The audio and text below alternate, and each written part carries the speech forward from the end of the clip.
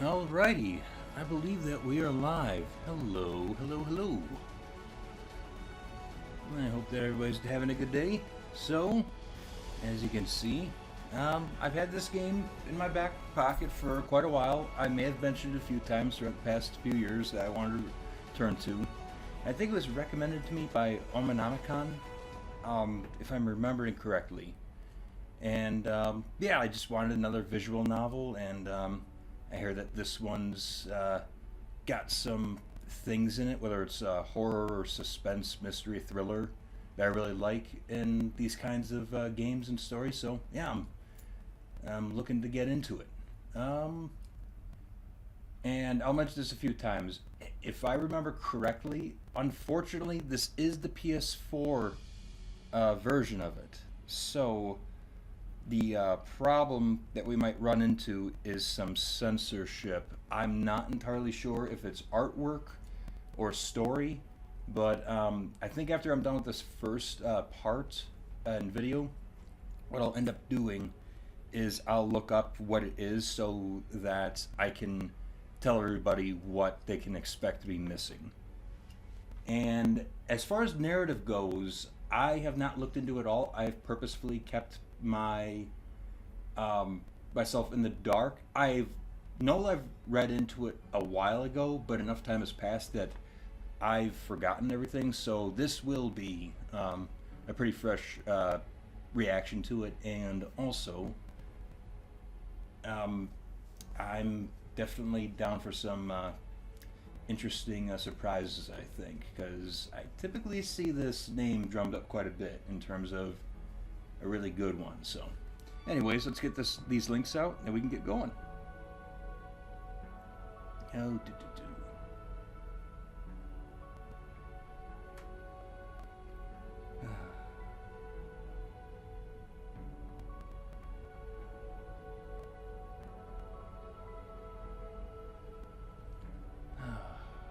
And it feels nice to take a break from Ludwig and Bloodborne. I'm still stuck there. It's embarrassing, but you know, what can you do?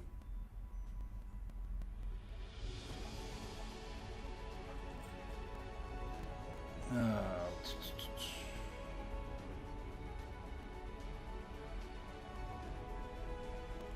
Now let's get this out to the Discord servers, and then we'll get going.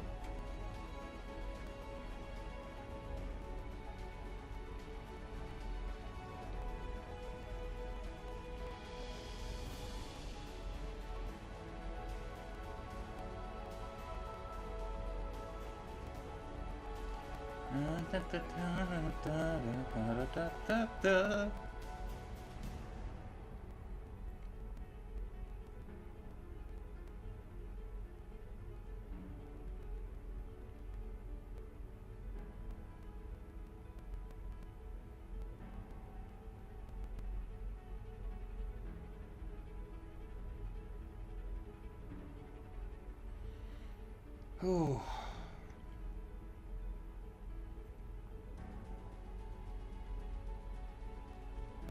I do hope everyone's having a fun Sunday. It is insanely cold here.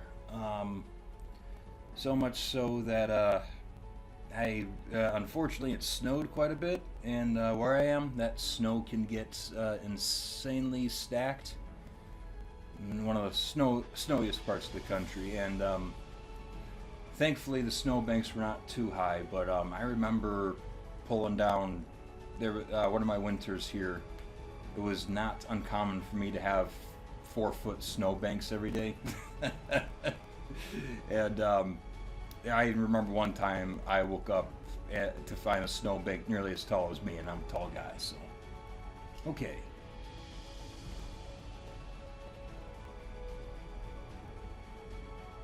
Alrighty, I believe that that's everything. So let me pull up the chat and we can get going. Oh. So,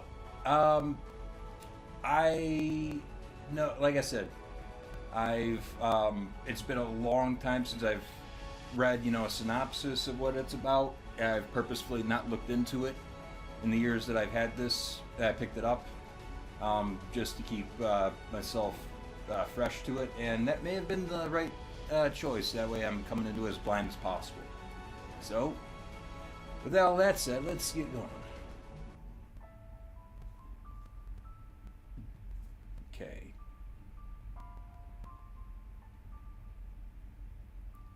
Ending list. Oh, okay. So, I'm assuming if we get, a wrong ending or you know, multiple endings, then they'll all go there. Okay. God, beautiful artwork. And I'm hoping that it looks either Victorian or of a maybe forgive me, my brain's a little fried. I was just moving snow. 17th or 18th century, or maybe it's just the way they're gonna dress. I'm not sure, but all right, let's get going.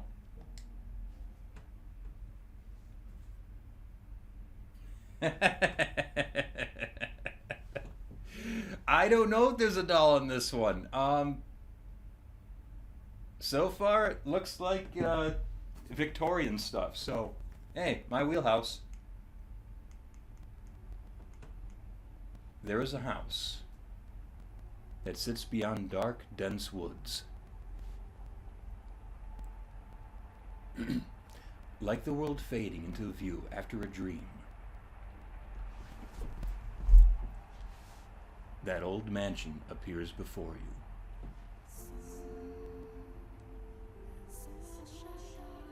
Without realizing it, you instinctively accept as truth the events unfolding before you. The house lives in perpetuity, an amalgam of myriad fates and sorry. No one knows who first said.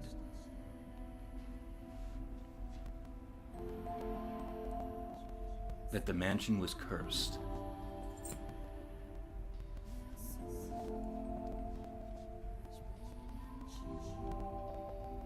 Alright, I'm liking it so far. And compared to Tokyo Dark, I'm not going to do different voices for different people. I might raise or lower my voice for different characters, but I'm not going to give myself that headache again.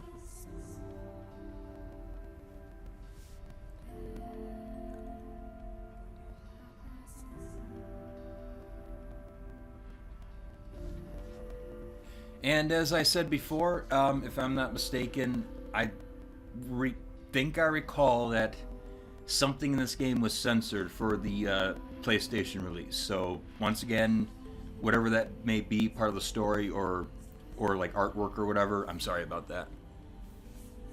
Our Father who art in heaven, hallowed be thy name.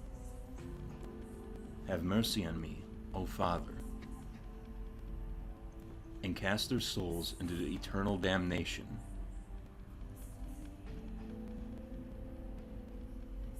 Well then, that's a way to begin. I was looking down upon a corpse. My own corpse. I was afflicted with great despair at the sight of it being dragged to the place of my crucifixion. My soul crumbled, and I was wholly extinguished. Indeed, I did once lose everything. However, as I faded into darkness everlasting, I heard a voice calling out to me. And so, I vowed once more that no matter how long it may take, how great the obstacles that stand in my way, or what form you may assume, I shall come back for you. That I must return to that house. So I ask of you, please wait until this mutilated body arrives there once more.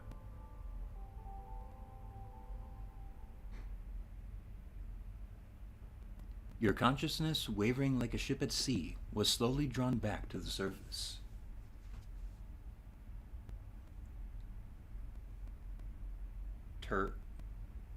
Huh? Ter. Interesting. With each new breath, feeling gradually returns to your fingers. Oh, returned to your fingers, sorry. Master. You could hear the pattering of rain from somewhere. Master? Oh. Yeah, give me a second. Alright, my bad. Sorry, dropped something. And the sound of a crackling fire. Wake up, Master. Creak, creak, creak. Wake up. When you came to, you were rocking back and forth in a rocking chair. The room was dimly lit. Aside from the flickering of the fireplace, there was no other illumination. No light shone through the closed windows. There was only the pitter-patter of rain on the glass. It was as though the whole mansion had been enveloped in darkness.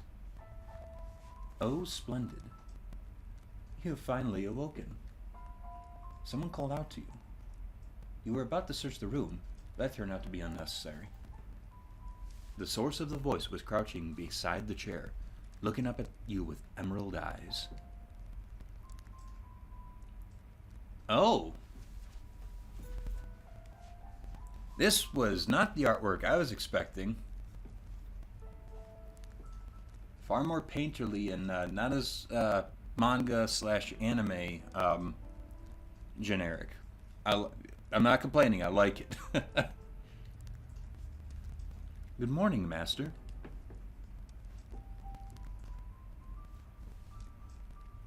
Good morning, or we'll be polite. Good morning. What is the matter? Are you still waking up? You seem rather drowsy. Come now, you must gather yourself. Though I am glad to hear your voice. I've simply been waiting so long for this moment. Tending to the mansion all by my lonesome, ensuring it was ready for your return, whenever that time may be. When I caught sight of you through the window, my heart fluttered. The time has finally arrived. You were perplexed. This woman, who looked like a maid, seemed to know you, but you had no memory of her. What kind of herbal tea would you like to start your day with? Oh, sweet! I'm gonna go chocolate mint tea.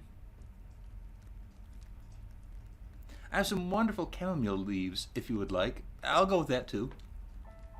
Or perhaps your tastes have changed since we last met. Yes, chocolate mint tea, please. Or perhaps your tastes have changed since we last met. Tell me, Master, what would you like? I beg your pardon. I allowed myself to get too excited. But I hope you will be sympathetic, Master. I'm just utterly elated that I could see you again. The woman appeared to be genuinely delighted that you had awoken, and it seemed to lack the energy typical of her age. Or perhaps life was a more appropriate word than energy. But the gloom extended beyond the maid. It seemed to encompass the entire mansion. The plaster walls illuminated by the fireplace and the rose engravings in the ebony pillars felt vaguely familiar. But a crushing sense of claustrophobia overwhelmed that familiarity. It seemed as though the house wasn't interested in accepting you just yet. Oh my! You do not know who I am? Do you not know who you are either? That is quite the predicament. If you cannot remember who you are, then who am I to serve? The woman's face was pale, almost as though a faint chill ran down your spine. You are the master of this house. Though it would seem they have no memories of such. Quite the dilemma. If you know not who you are, then you are no different than a stranger to me, no? Indeed, you have returned.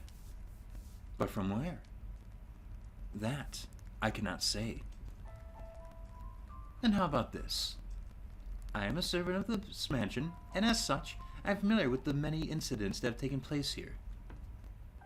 I shall show you the history of this house, master. Oh, shit. I skipped that, my bad. The freshly awakened gears in your head began to turn as you mulled things over. The maid had called you the master of this house. But without a single mirror in the room, you had no way of seeing what you looked like. Unable to decide, you reflexively nodded. Hello, Edgy. Hope you're doing well. Very nice to see you. And, no, I don't think we're in another doll situation with Deathmark. I'm gonna guess Ghost so far. Let us be off then. And fear not. I merely entreat you not to let go of my hand. Should you hold it tightly, you need not worry about being washed away by the waves of history. No matter what happens, you mustn't let go of my hand. That's ominous. Your hand in hers, you followed the maid's lead through the hall. The air within the mansion was oppressive, as though a black miasma hovered within.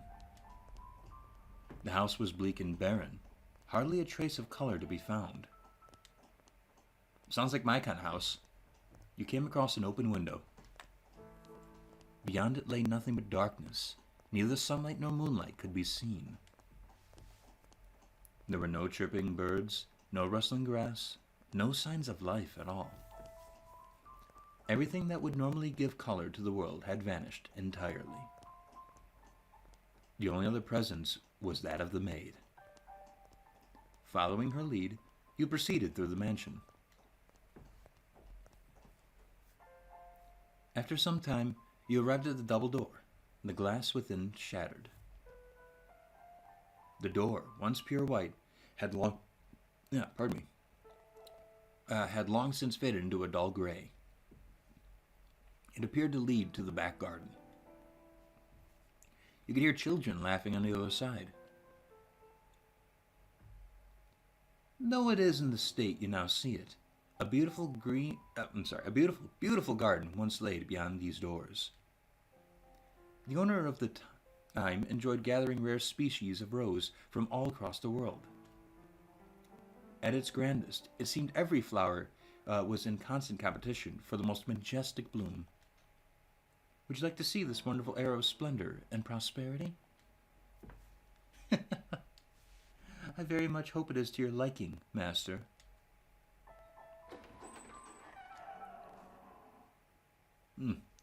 That's interesting. Actually, a vibration in this game.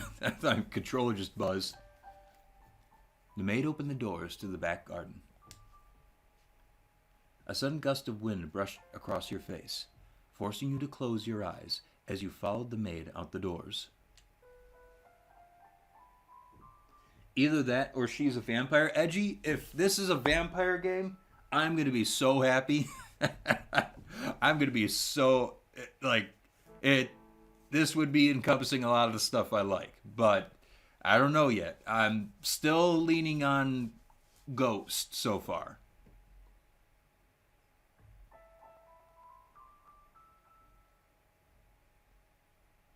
Okay.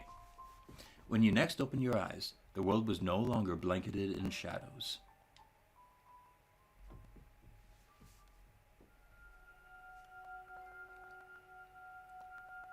The first door. 1603. This is earlier than I thought. Wow. The mansion had an alluring air of beauty about it in that era. It was almost like something out of a fairy tale. This period of history could perhaps be described as a symphony of destruction, as cumbersome principles of old came crashing down. Freed from the day-to-day oppression of these antiquated precepts, the people seem to hark back to the more poetic, expressive ways of old.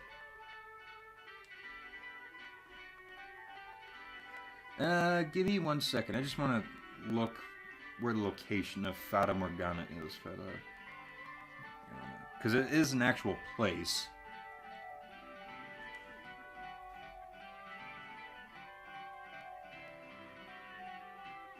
Oh, no. God, I'm an idiot. It's not a place. It's, a complex of a superior mirage visible in a narrow band above the horizon. Okay.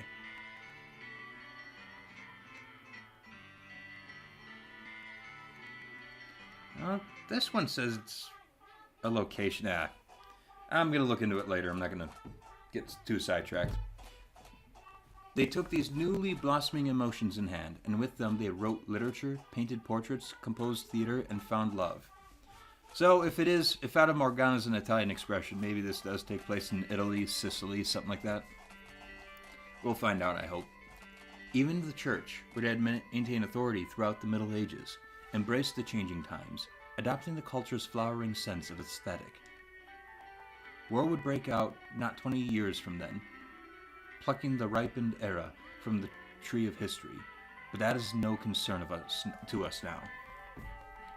At the time, it was still what people referred to as the Golden Age, a period of furor for all who were there.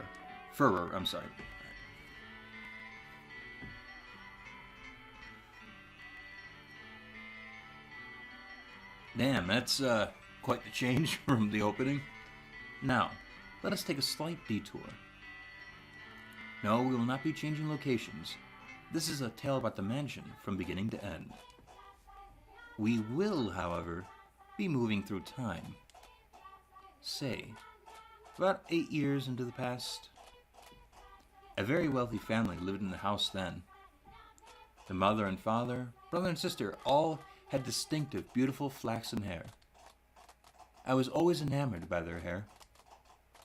By contrast, mine is the color of a wet crow.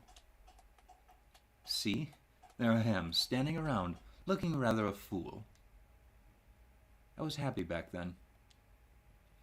And what reason did I have not to be afforded the opportunity to attend such a beautiful home? So I poured my heart into serving that family. Ooh, listen closely, if you would. That soft, fleeting sound that could only be a young girl singing. Can you hear it? That one's a little more anime looking. La la la la la. The girl that you see cheerfully picking crimson roses and singing like a songbird was called Nellie. Though young, she sang with elegance. Nellie was deeply fond of the house's garden, and she would often spend her afternoons there. Gorgeous roses gathered from all across the world bloomed in the garden. They were given the utmost care, and even their thorns removed. So young Nellie would not hurt herself naturally. The light brown-haired girl carefully plucked petals from the roses, gathering them up as she sang. Her voice was like music played by fairies. Nay, the sight of her was like an angel descended from heaven. Oh dear, please don't look at me like that. I admit I was being rather fanciful. But what is a woman if not fanciful? Little bird, sing night and day. For your little birdie heart, sing your woes away. Pretty flowers all around the little buds. And even when the sun comes up, forgive my singing. Oh, dearest Mel, I've forgotten what comes next. Are you listening? Nellie was, as a matter of fact, not the only visitor to the rose garden that day. She always came here with her older brother, Mel. The younger siblings were inseparable. Mel adored his little sister, who in turn pined for his attention. The sight of two innocent children cuddling together, not yet shackled by the fear for the future, was truly heartwarming. That day, Mel was sitting in the shade of a tree reading a book. As I am sure you are aware, in their time, books could not yet be mass-produced. What he was reading had been copied by a scribe. I presume he had borrowed it from the church. The book, having passed through many hands over the years, was visibly worn, but I suppose that just speaks to its importance. I was, in fact, a Latin grammar textbook he was reading. Oh, it was, in fact, sorry. Mel was a clever boy. He had attended church from a very young age, when a priest would instruct him in Latin grammar. So at the time, I believe he was capable of reading even advanced texts. "Oh, dearest Mel, please."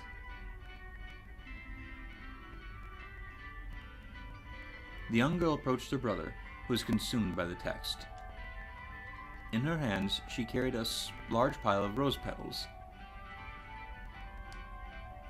Though his sister's shadow overlapped with the trees, the boy still did not notice.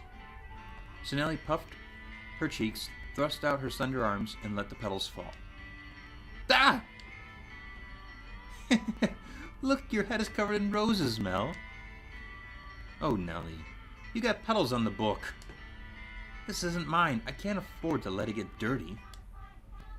It's your fault, dearest Mel. I tried to get your attention. And besides, flowers won't get a book dirty. I must raise the white flag. When did my little lady find herself such a sharp wit? While waiting for you, dearest Mel.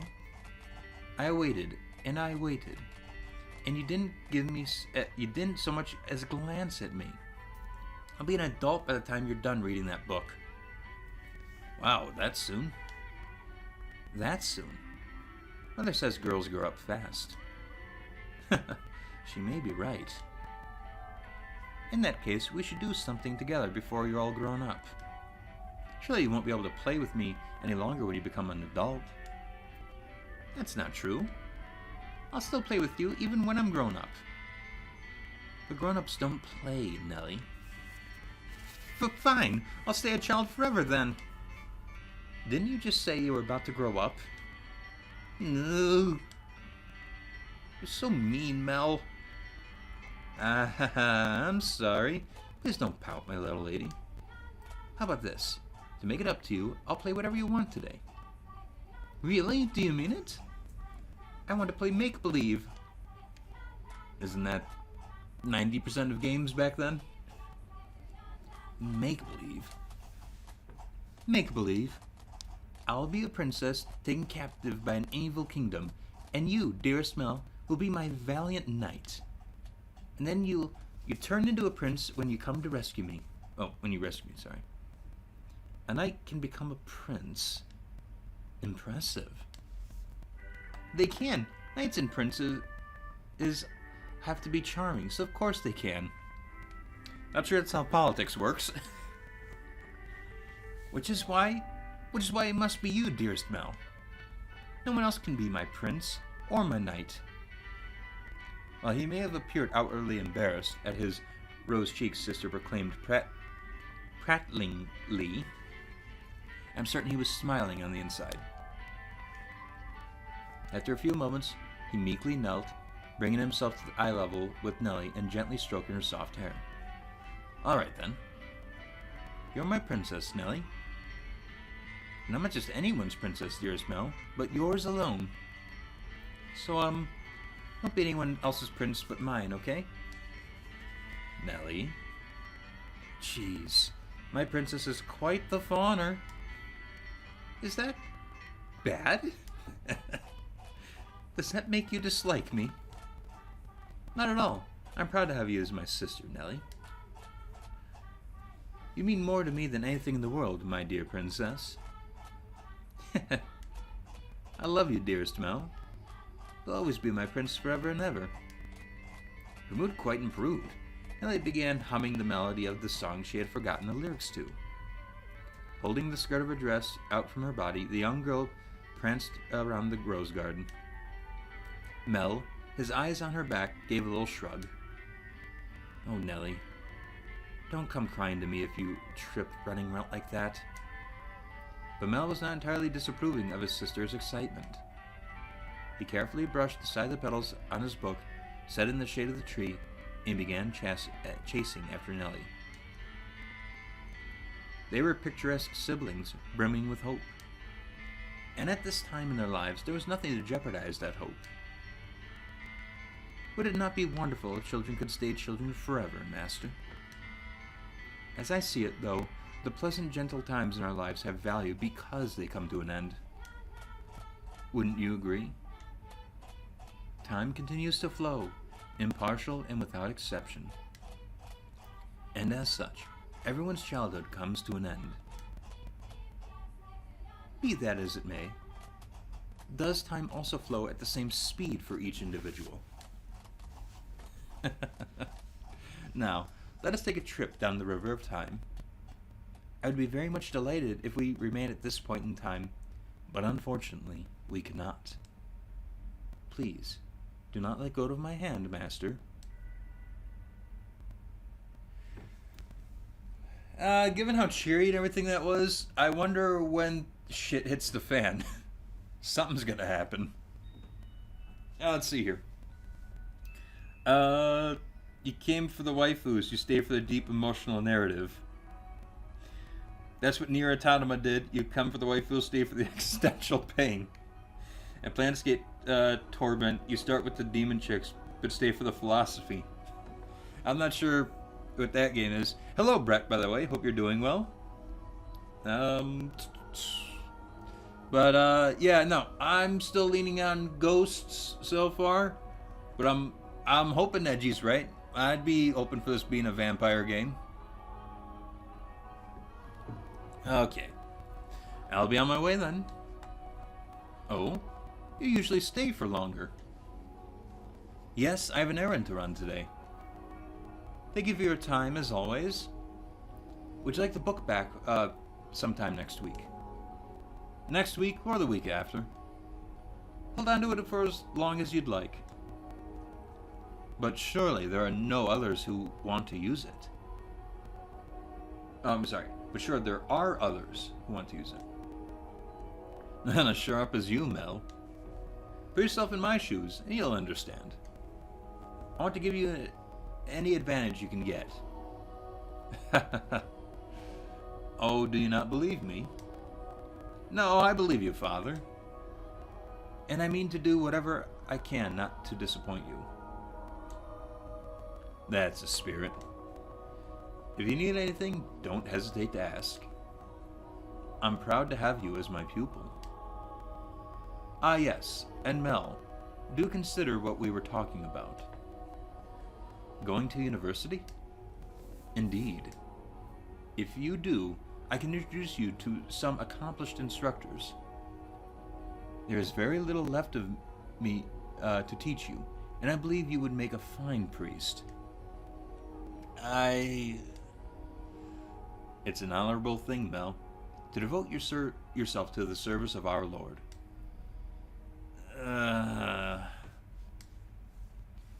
I'll give it some thought. I'm on Mel's side here. I was told the same thing growing up, and yeah, that life certainly was not for me. If you'll excuse me, then. I'll see you again. Our doors are always open. Farewell. I do really like the background. And I do love the little touch of like making it look aged with the stains on it. That's pretty cool. Whether it's in the service of God or in the service of the church, it is an honorable profession. But theology, I wouldn't mind attending university, but I'm not sure. I'd kind of like to do something different, something more befitting of the times. As for what though. I'm stumped. But I need to make up my mind soon. If I drag my feet for too long, even my father is liable to grow impatient.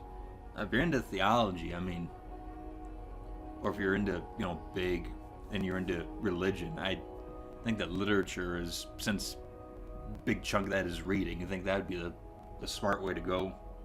Especially at this time. You could, being deep in the literature, you could actually make a really good living doing that, depending on the profession you can attach to it.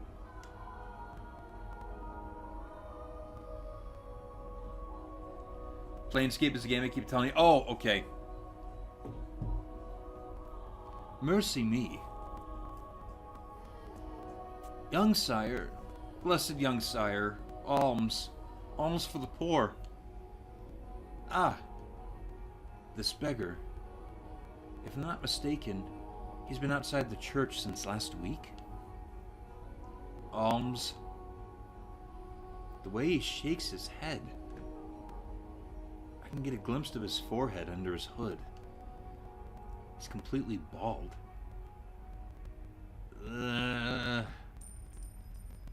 Buy yourself some bread with this. Ah, thank you very much. May the Lord bless your soul. Thanks. The Lord. Oh no. Now he's gonna be cross if I don't hurry home. Curses. It looks like it's going to rain. Master? Master? Oh, thank goodness. You appear to have a firm grasp on your consciousness. I was afraid you had accidentally let go of my hand. Now, Master, this is a period of time I truly wish to show you. The boy reading in the rose garden was now a fine young man. Nonetheless, he still bore the same gentle eyes as before, and he would from time to time show remnants of that innocent young boy. He was, in his own mind, still making the transition into adulthood, I suspect. Mel frequently visited the church, on Sundays to participate in Mass, of course, but more often to be tutored by the priest. In addition, he also attended a private school run by an eminent marquise? Though it was not a school where students had desks and sat in rows. They studied at the marquise's estate. Secondary and higher education was not the same as it is today. You're telling me, it's killing me. I tried to do more reading, but, seems like time goes by, I have less and less time to read. I'm trying to read more, but it's like, if you do not read heightened literature like I used to, your vocabulary slips, and it gets embarrassing when I don't recognize words like that. And Mel was considering university. The priest wanted to recruit him to the church, but Mel was having difficulty deciding what he should do. That he had such a choice is envious, is it not? Yeah. Certainly feels like nowadays there's less choices in life.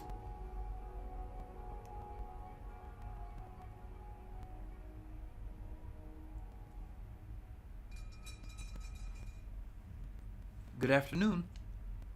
I'm here to pick up my order. Is it ready? Aye! Ready and waiting, young Master Rhodes. Oh, don't call me young master, please. I beg your pardon. Kinda seem to get me head out of the past. Your order's right here, sir. I don't know why there's an accent coming out. I don't know why, it just is. Mel had stopped at a jewelry store at the center of town on his way back from the church. The building was both a workshop and a storefront, and the nobles of the area were deeply fond of the master's wares. He was so skilled, even the royal family had commissioned work from him. As a matter of fact, the wooden sign out front was engraved with a replica of a piece of his jewelry said to be on display in the palace.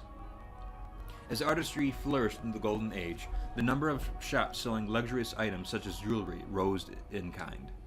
However, the clientele of these shops comprised a very narrow range of people.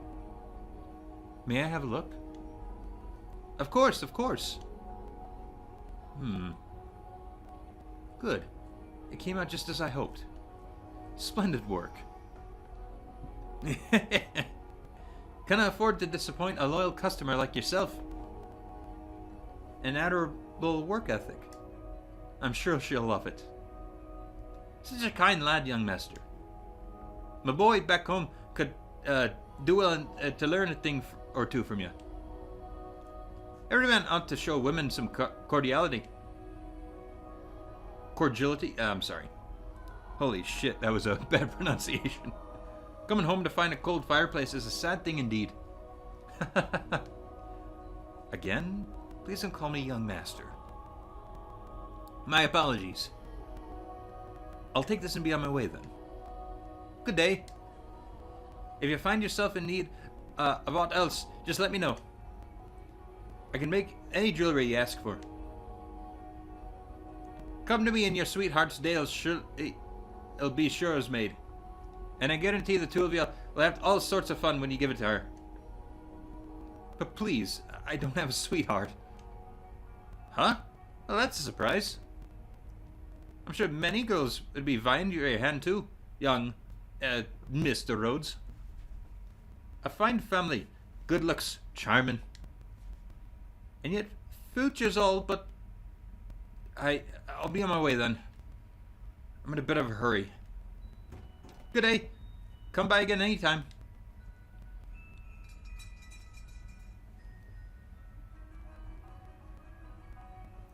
Is that a real photo in the background? I think that these are photos. They just have like filters on them. But they're really cool, yeah. And it blends in with the art style very well. Or at least I think it does. Maybe some people would disagree. Goodness. Maybe I'll want to study abroad or something. Patient as my father may be, that would certainly anger him. I can hear it now. You're wasting your God-given talents, boy. I can renounce my name and rank. Go somewhere far away. Sounds like the kind of plan Nellie would come up with.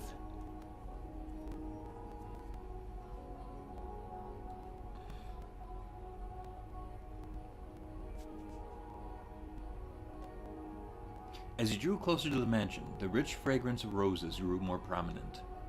Over time, this distinctive scent had led visitors to refer to the house as Rose Manor. It was also probably a play on the flaxen-haired family's last name, Rhodes, which you heard the owner of the jewelry store just say moments earlier. The mansion looked quite different than it does now, no? No thickets of ivory covering the walls, and no rotten, broken doors to be found. I wonder what the Rhodes family would think when they saw the house in its present tragic condition. The sight of their abundantly blooming roses, a veritable symbol of prosperity, long since withered and turned into soil. My apologies. I got a little sentimental there. Let us forget for a moment about our own time. I suppose I stayed out a little too long. Oh well, the sun still shines bright high in the sky. I'm sure it's...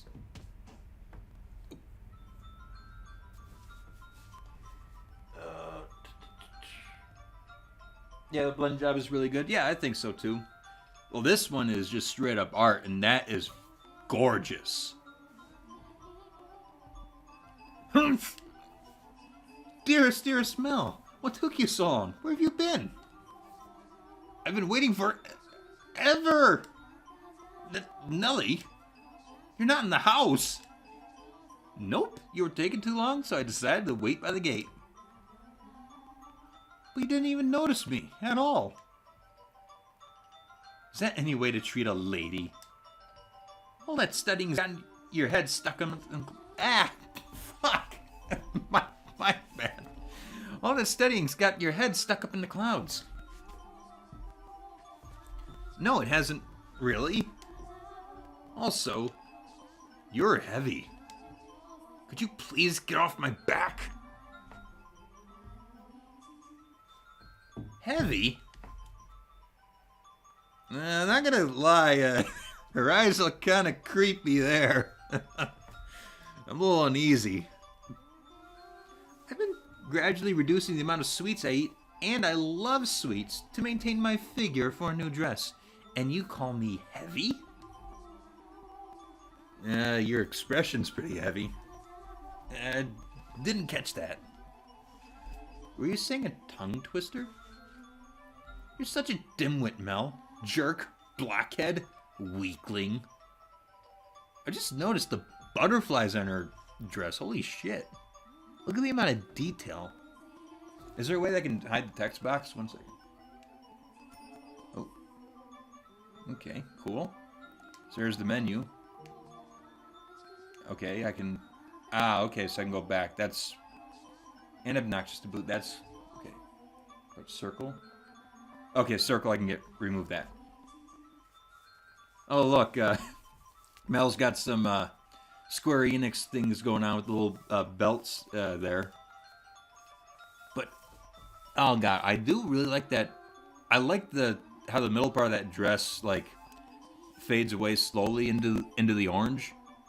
It actually kind of, like, realistic in terms of, you know, certain butterfly wings. That is cool. But the shading and the details on the art, yeah, I love it. Like, look at the hands and the shading there.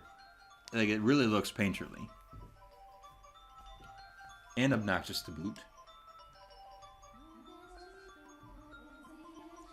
Yeah, the blend job is really good. Never a good idea to call a woman heavy.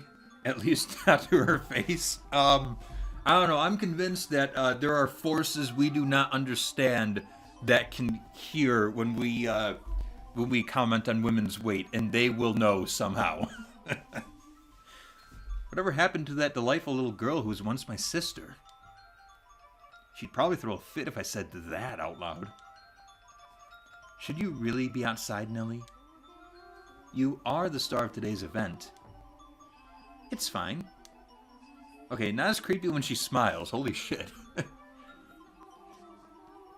They can call it a birthday party, but I know it's just fraternizing. Fraternizing. Oh my god, I can't talk today. It's obvious what Father's true motives are. He'll be gathering a bunch of boys from good families to look for someone to marry me off to. Ugh, I have no interest in that at all. Don't be like that, Nellie. We're all here for you. At least enjoy what you can of the party. Ugh. I guess. And besides, it's not completely terrible. Look at this, dearest Mel. What do you think? What do I think? About what? About what? Mel?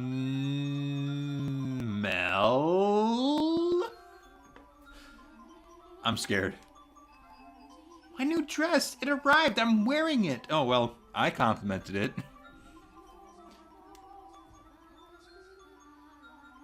How could you not notice? I did notice it was something I hadn't seen before, but you had so many dresses, Nellie, so... But this is the dress I had made just for today. Look at the colors. They're so pretty. It's the work of a renowned dyer. And this belt is just lovely. You can see how it comes together to form a butterfly? Oh, I'm just absolutely in love with it. I think I'll be wearing this dress for a while to come. So tell me, what do you think? Does it look good on me? Yeah, it does. It's pretty. In some ways, I guess she is still a delightful little girl. Oh, dearest Mel, I love you. Again? Whoa, don't jump on me like that. Gah! Oh my, you dropped something. And what have we here? Wait! Hold on, no! Get out of that yet! Is it a present? Give it back! I was gonna give it to you later. I knew it. It's for me. And just what could it be? Hey, don't open it. What's the big deal? It's going to be mine soon anyway, isn't it?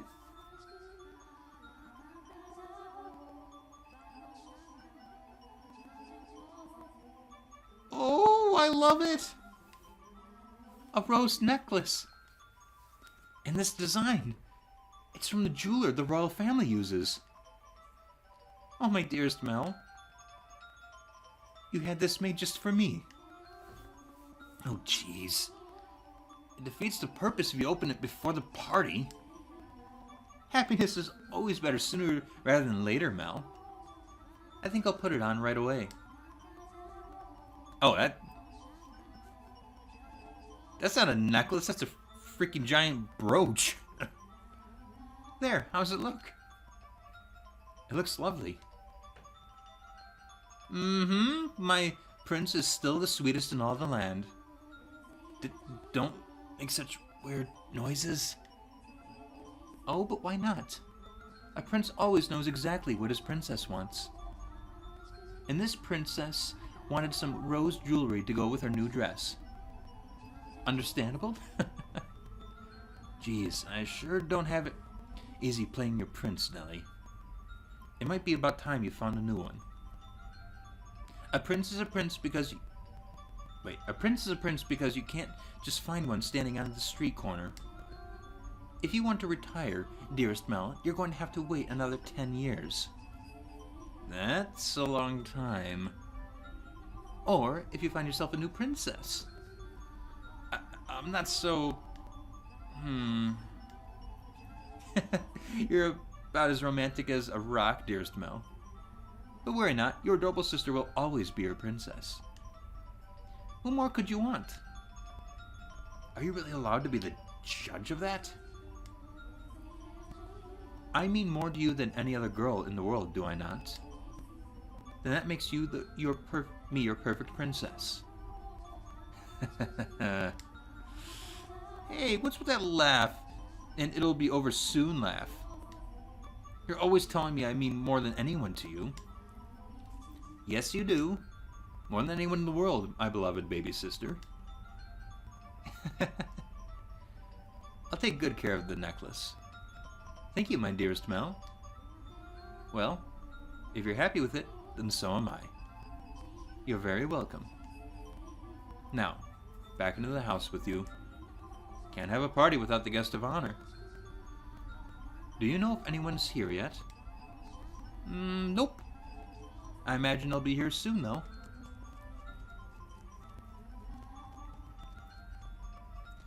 Were you down at church again today, Mel? Yeah. There was something I didn't know how to translate, so I went to look it up. Wow, so diligent. I can't say I really like the priest there personally. Actually, I kind of feel the same way. What? Really? Why? Well, you know, I have my reasons. So even you don't always like the priest, huh? Let's skip Mass on Sunday then. We can go play. No skipping church. As grew the brother, so too did the sister. That day, Nellie would be turning 14, and Mel, 3 years her senior, was 17. You saw it with your own eyes, so you know just how much she has changed. She was always a cute little girl, and she grew to an even more beautiful young woman. Though she was only 14, she was well on her way to becoming a fine lady. As for her character, well... But a girl like that has her own charms, would you not say? Drifting down the river of time, the two siblings matured into healthy young adults, but the core of their relationship did not change in the slightest. Nellie was very much attached to her brother, and as much as Mel complained, he still cared deeply for his sister. Around the time the sun had begun to set, carriages started lining up outside as well-dressed aristocrats made their way into the house. As Nellie had suspected, the majority of them were boys. Yes, I understand. You don't need to say anything more. Rose Manor, right? Okay, we'll go together. Me? Alone? No, please, don't make me. The inhabitants of Rose Manor are surely living quite contented lives. And I'm sure they don't remember a thing.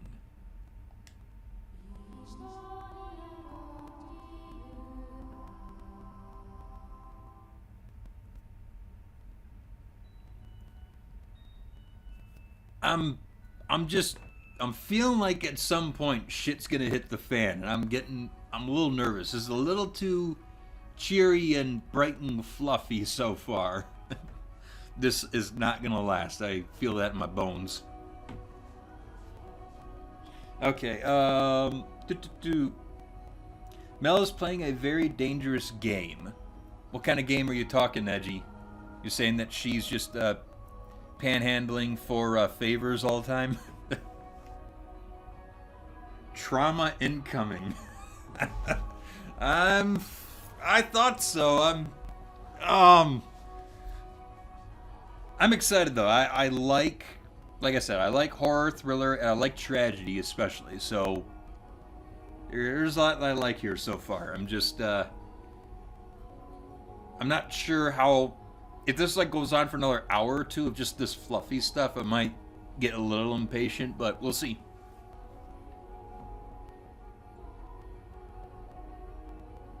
Oh yeah, it's gonna go from 0 to 60 real quick. What the hell happens in this game? Okay, let's find out. The room with the fireplace was always kept in pristine condition so they could entertain guests at any time. Walls colorfully decorated with tapestries and stained glass windows give testament to their great fortune. The servants' first assignment every morning was to clean this room. Pitchers, silver plates, and silverware were polished to a shine so they could proudly put to use. Wait, what?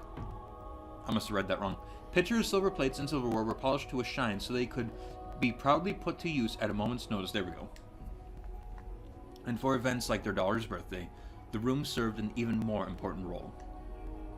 I would like to know, though, what country is this in? I'm just trying to, visualize what some of the stuff might look like, but I can't without knowing where this is.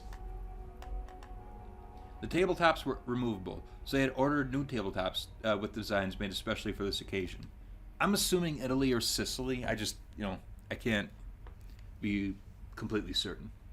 Once the banquet had drawn to a close, tables speckled from half-empty wine glasses and leftover candied fruits were moved off to the side to make room for, of course, the festivities.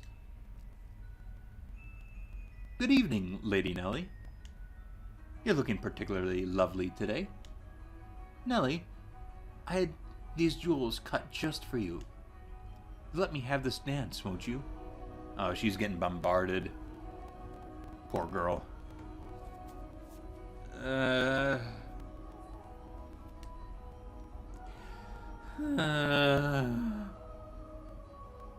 What's the matter, Nellie? You look exhausted. She's being courted by 20 million people. These are pretty good. Want one? I know you like sweets. They're candied apples and rock sugar, I think.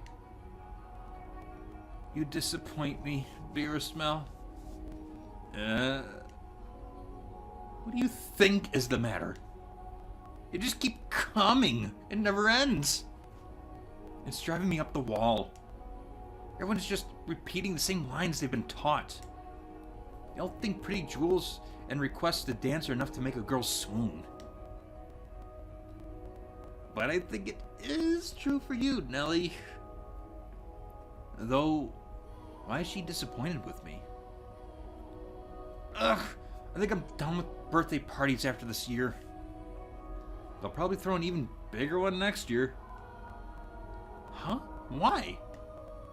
Well, you're about that age, Nellie. We are a reasonably distinguished family, so there are a number of different houses that would like to have connections with us. So,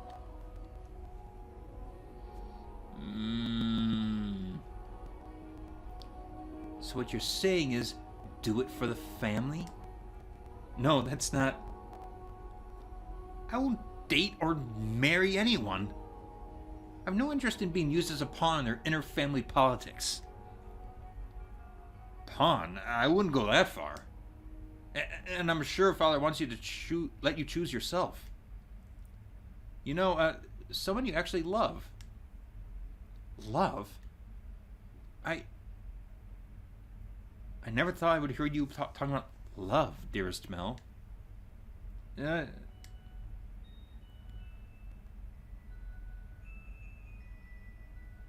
wondering if he never conveyed to her that he doesn't want to become a priest. You don't even understand what it makes Shakespeare's play so beautiful. You're talking about love? You fell asleep during Romeo and Juliet, and you're talking about love? Okay, to be fair, Romeo and Juliet sucks. There are some... Controversial take. I am not the biggest fan of Shakespeare myself. I'm huge into theater and literature and all that. I am not a big Shakespeare fan. There are a couple of his plays that I do enjoy, but overall, I appreciate the inspiration Shakespeare made, but it is not my thing neither. So, Mel, I get it. We went all the way out to the Globe Theater, too. Okay, well, going to the Globe Theater, falling asleep during that I'll disagree with, Mel. Well, pardon me for being ignorant when it comes to romance in the arts. But you're not, Nellie. Shakespeare's make-believe story made you cry like a...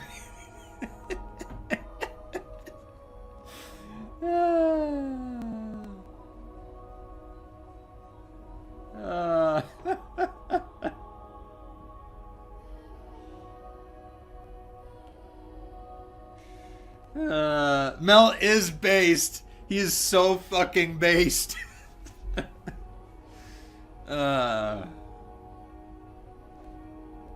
Anyone would cry at that. You'd have to be crazy to sleep through it. Yeah, but you did sleep at the Globe Theater, though. That part I can't forgive. It's not what I'm saying. Someone as emotionally vibrant as you, Nellie, would have no problem finding love. Ah, dearest Mel, we should dance. Lady Nellie, could I have this? Let's dance, dearest Mel. What? Me? Wait Come on, I really like this song. That sly... She's sly... Get out of that, the dance with the others. Just grab your brother. Come on, I really like this song. Quit pulling on me, Nellie. What's the point of us dancing? We're siblings. You can dance with your sister? Jeez. Mother and father are staring daggers at us. Oh, she doesn't care. No matter. What day is today, dearest Mel? Your birthday? Exactly. So I can do what I want. During that time period, not sure if even your birthday will get you that excuse. Now attend to your princess as a proper prince should. Oh jeez, how'd I get myself into this? Nellie's skirt fluttered along with her as she stepped in time to the music. She was not only a skilled singer, but a skilled dancer as well. Mel, on the other hand, fumbled over his own feet trying to keep up. One would be hard-pressed to describe his dance abilities as good, even as flattery. Though boys of his pedigree were taught to dance as part of their etiquette lessons, he found himself more being dragged around by his sister. He could hardly be said to be attending to her. This is humiliating. Because his parents had been hands-off in raising him, largely giving him free rein to study and learn what he pleased. Mel looked like a tangled-up marionette.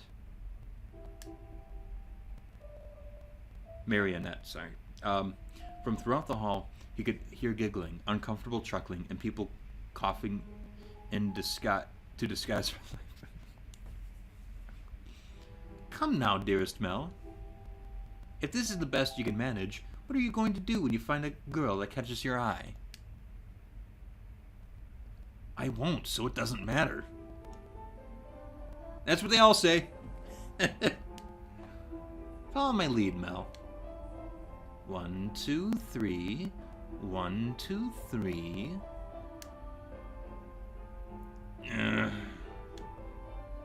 That looked like pain in his eye. Nellie alone enjoyed her time dancing with her brother, and quite thoroughly at that. It did not matter to hear that he moved awkwardly or that the guests were giving them cold stares. It was their parents who first cracked under the pressure. Just as their father was about to give an exaggerated cough and stop the music, a ruckus suddenly swelled up near the entrance. What could that be? Who knows? Whatever's going on, I've been spared. The music came to a stop, and the party guests began bustling. The siblings' father spoke up sternly above the noise in order to quell the spreading commotion. He ordered the servants to investigate, had the music restarted, gave a short apology for the interruption, and set the party back on course. I went to go check on the entrance with the other servants, as I recall. Oh my, why are you looking at me like that? These are not my memories, but those which dwell within the mansion. Do you think we should be following what happens from my perspective, then? That is not what confused you? Well, your question shall be answered in time. In time? Now, let us return to our tale. Though the party had fallen still for a moment, their father's decisive actions restored the guests' festive moods in short order. So it was not, by any means, the commotion that caused the ball to conclude earlier than planned. Oh dear, I hear thunder. Oh, it was rather loud, too. Sounds like we have quite the storm brewing. They lived in a country where the weather was not... Oh my god! My tongue's twisting. They lived in a country where the weather was nothing if not unpredictable. Rain was frequent occurrences there. Rain was a frequent occurrence there. Oh my god. The lips, the teeth, the tip of the tongue. There we go. The stretches of time with clear skies grew longer as summer approached, but the weather was still somewhat unstable on the cusp of the two seasons. I'm going to guess Italy because it sounds like Mediterranean weather.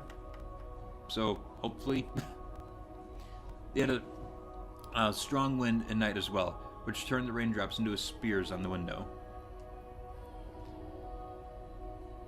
Were the party to continue it any longer, no one would be able to go home. Although their father was quite concerned that Nellie had not got on with any of the aristocrat boys, he decided to cut the festivities short.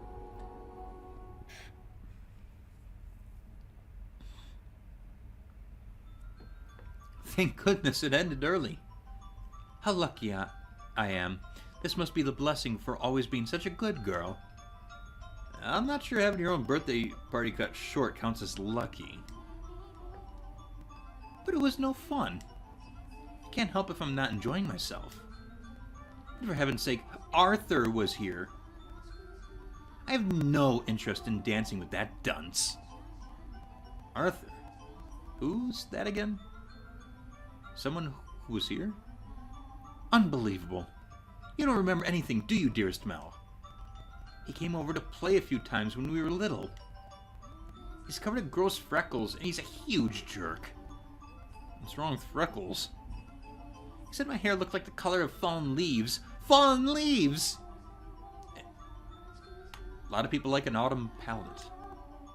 Just thinking about that ugly smirk has me fuming. How much you want to bet Arthur grows up and becomes fancy in her eyes? And he acts like nothing happened. He even called me little Lady Nellie, for goodness sakes. Are you listening, dearest Mel? I'm listening. I wonder what that ruckus earlier was.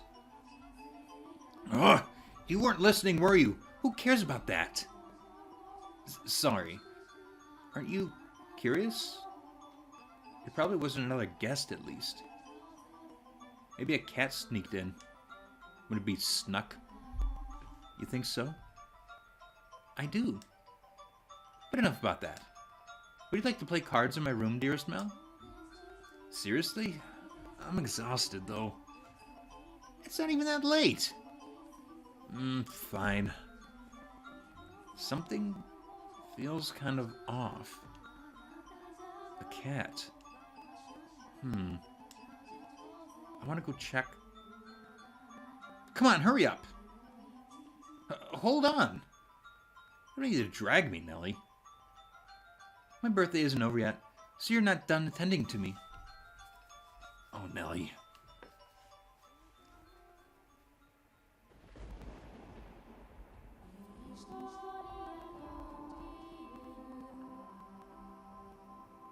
Alrighty.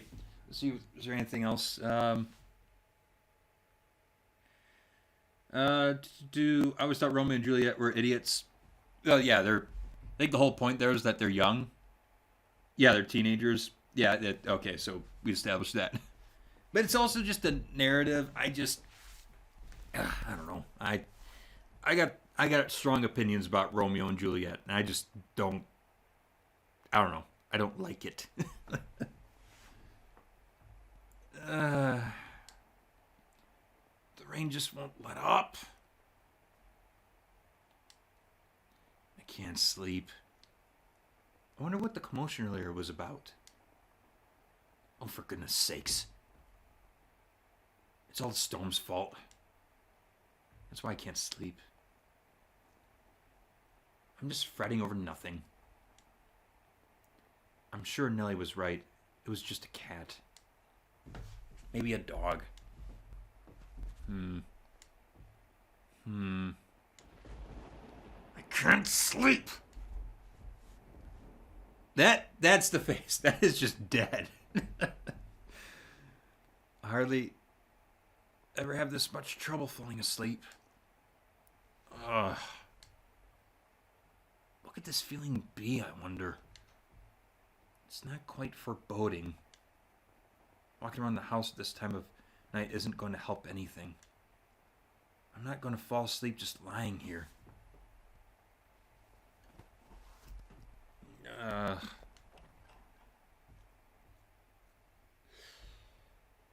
The only sounds that can be heard in the dark corridors were the sharp pitter-patter of the rain, his footsteps, and his breathing.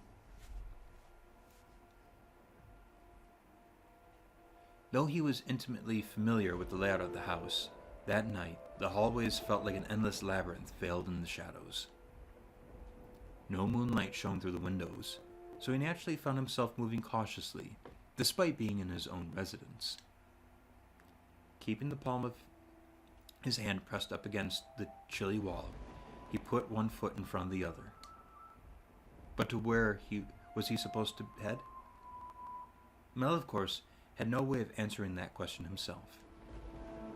If he had anything, it was guidance from above, the path to his destination lit by flashes of lightning. Or perhaps there was something else leading him along. Though he progressed with a fair bit of hesitation in his step, Mel was slowly but surely drawing nearer to one room in particular.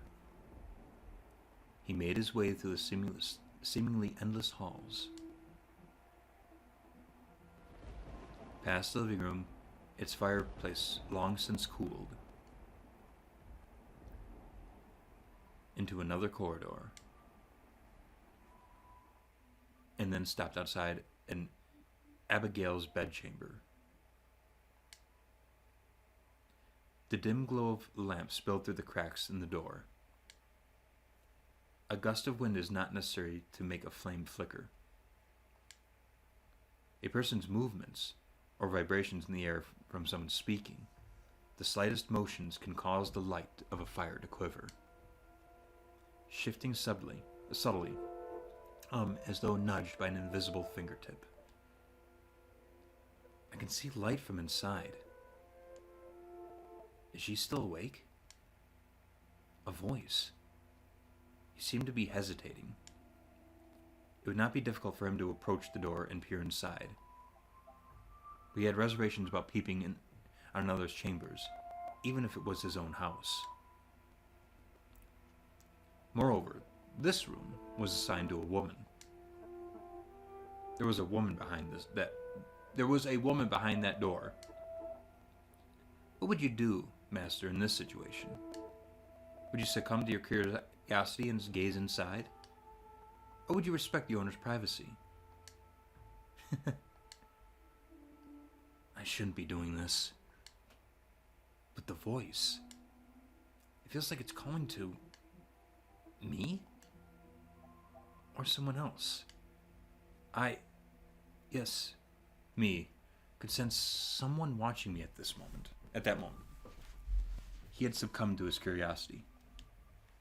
He stood on the other side of the door from me, his flaxen eyes open wide, trying to remain as invisible as possible. The wavering in his heart seemed to create faint ripples in the air, which I pretended not to notice. Yes, I knew he was there. I could sense his presence, his wavering emotions. However, I could not begin to speculate as to his true feelings, or how great a surprise this was to him. I too am discovering new facets of this tale by viewing it through the eyes of the mansion. But it is not I who is of concern, Master. It is you. You and...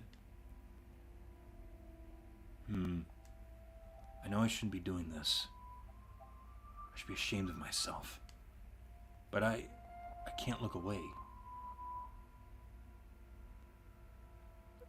Who is that? Her skin, it's so pale you can practically see through it. Is it that white because she was out in the cold rain? Her hair is white as snow. And her eyes, they're like, how do I describe it? My vocabulary truly lacks for situations like this. They look like blood? No, that's just disturbing. Then wine, perhaps? No, more translucent than that. Gemstones, then. Yes, gemstones. Her eyes are like rubies. I've never seen anyone like her before. What could they be talking about? Mel's eyes were fixed on the peculiar young woman. She had glass-like skin, eyes that glimmered in the flickering candlelight, and her snow-white hair that flowed like luxurious silk. But her lips were bluish-purple, her soft, delicate skin sullied with grime, her twinkling eyes pointed down at the floor, and her hair a disheveled mess. She was, even at a glance, clearly not a lady of means.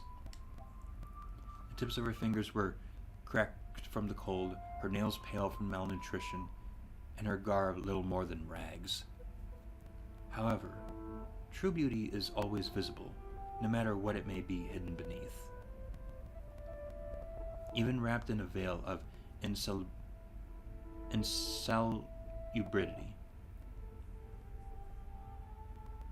Oh my god.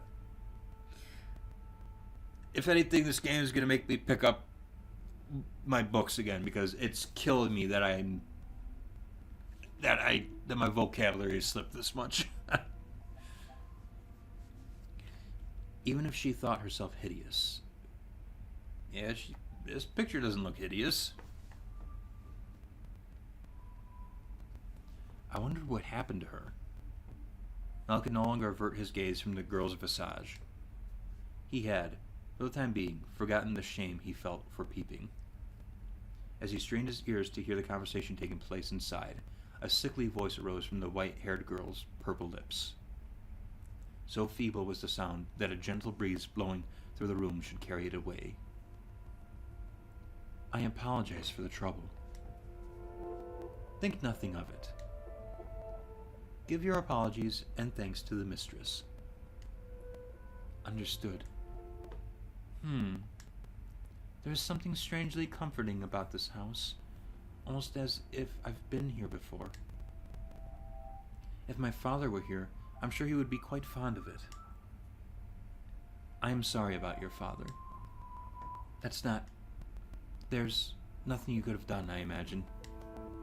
When you came to our rescue, he was already... Rescue? Father? Was that, perchance, what the commotion was about? He stared intently, entranced by the scene unfolding beyond the door. A gaze can often signal one's presence to others more effectively, than words. The white-haired girl could likely sense him there as well. She flickered her gem-like eyes upward.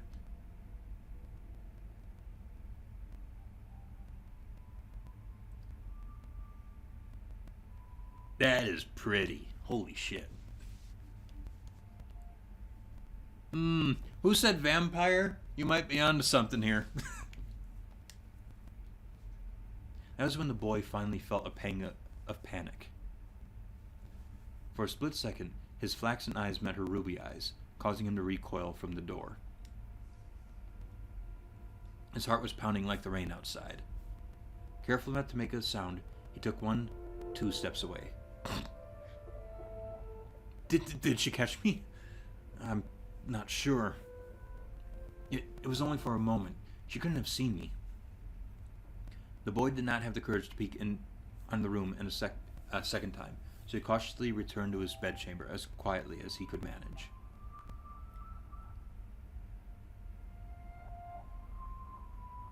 But even beneath his covers, he could not erase that girl's eyes from his memory. Her melancholic red irises, her voice delicate as a glass sculpture, her pale, almost lifeless skin, her pure white hair. Every singular detail kept him from banishing her image from his mind. Nor could he restrain his heavily pounding heart. Who could she be?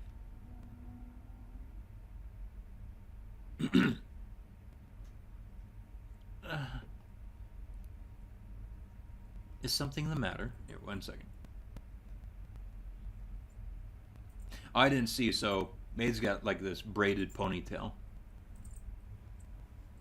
And yeah, the yellow girl definitely needs something better than those rags. I'm a little biased against the color yellow, forgive me. No, I just thought I felt someone watching us. It's only your imagination, I'm sure. If not your imagination, then perhaps some unseen force was watching you. Unseen force? Are you familiar with how people refer to this mansion? Rose Manor. Yes, indeed. It is called Rose Manor because you can smell the sweet fragrance of the rose garden even at a great distance. But that is not what I meant. It is said that a witch resides within the house. Nice. A witch? I've not heard any such stories. You probably wouldn't have. It was a very, very long time ago. Nothing you need to concern yourself with. You have a peculiar presence about you. Should I consider that a compliment? It's getting late. You should get some rest. A room has already been set aside for you. But first, may I ask you one thing? Yes? I do not believe you have given me your name yet. My name? My name is...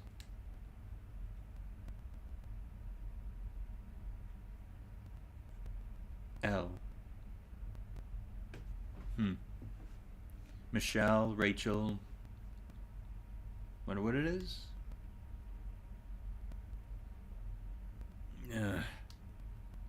Wake up. Get up, Mel. What? It's morning. You disappoint me, dearest Mel. It's very much long since morning. I didn't see you at breakfast, so I came to find out what was the matter. I've really been asleep that long. And Father's too lenient on you, dearest Mel. Oversleeping is hardly proper behavior for a firstborn son. I know. But before that... Yes, dearest Mel? What are you doing in here? You could just go prancing into a boy's bedchamber. Leave that to the servants. I did send one for you. You're the one who refused to wake up. Besides, it's not like we're strangers. We used to sleep together all the time. That was long ago. Things are different now. Oh, you're overthinking it, silly. Now hurry up. Out of bed, sleepyhead. I hate that phrase.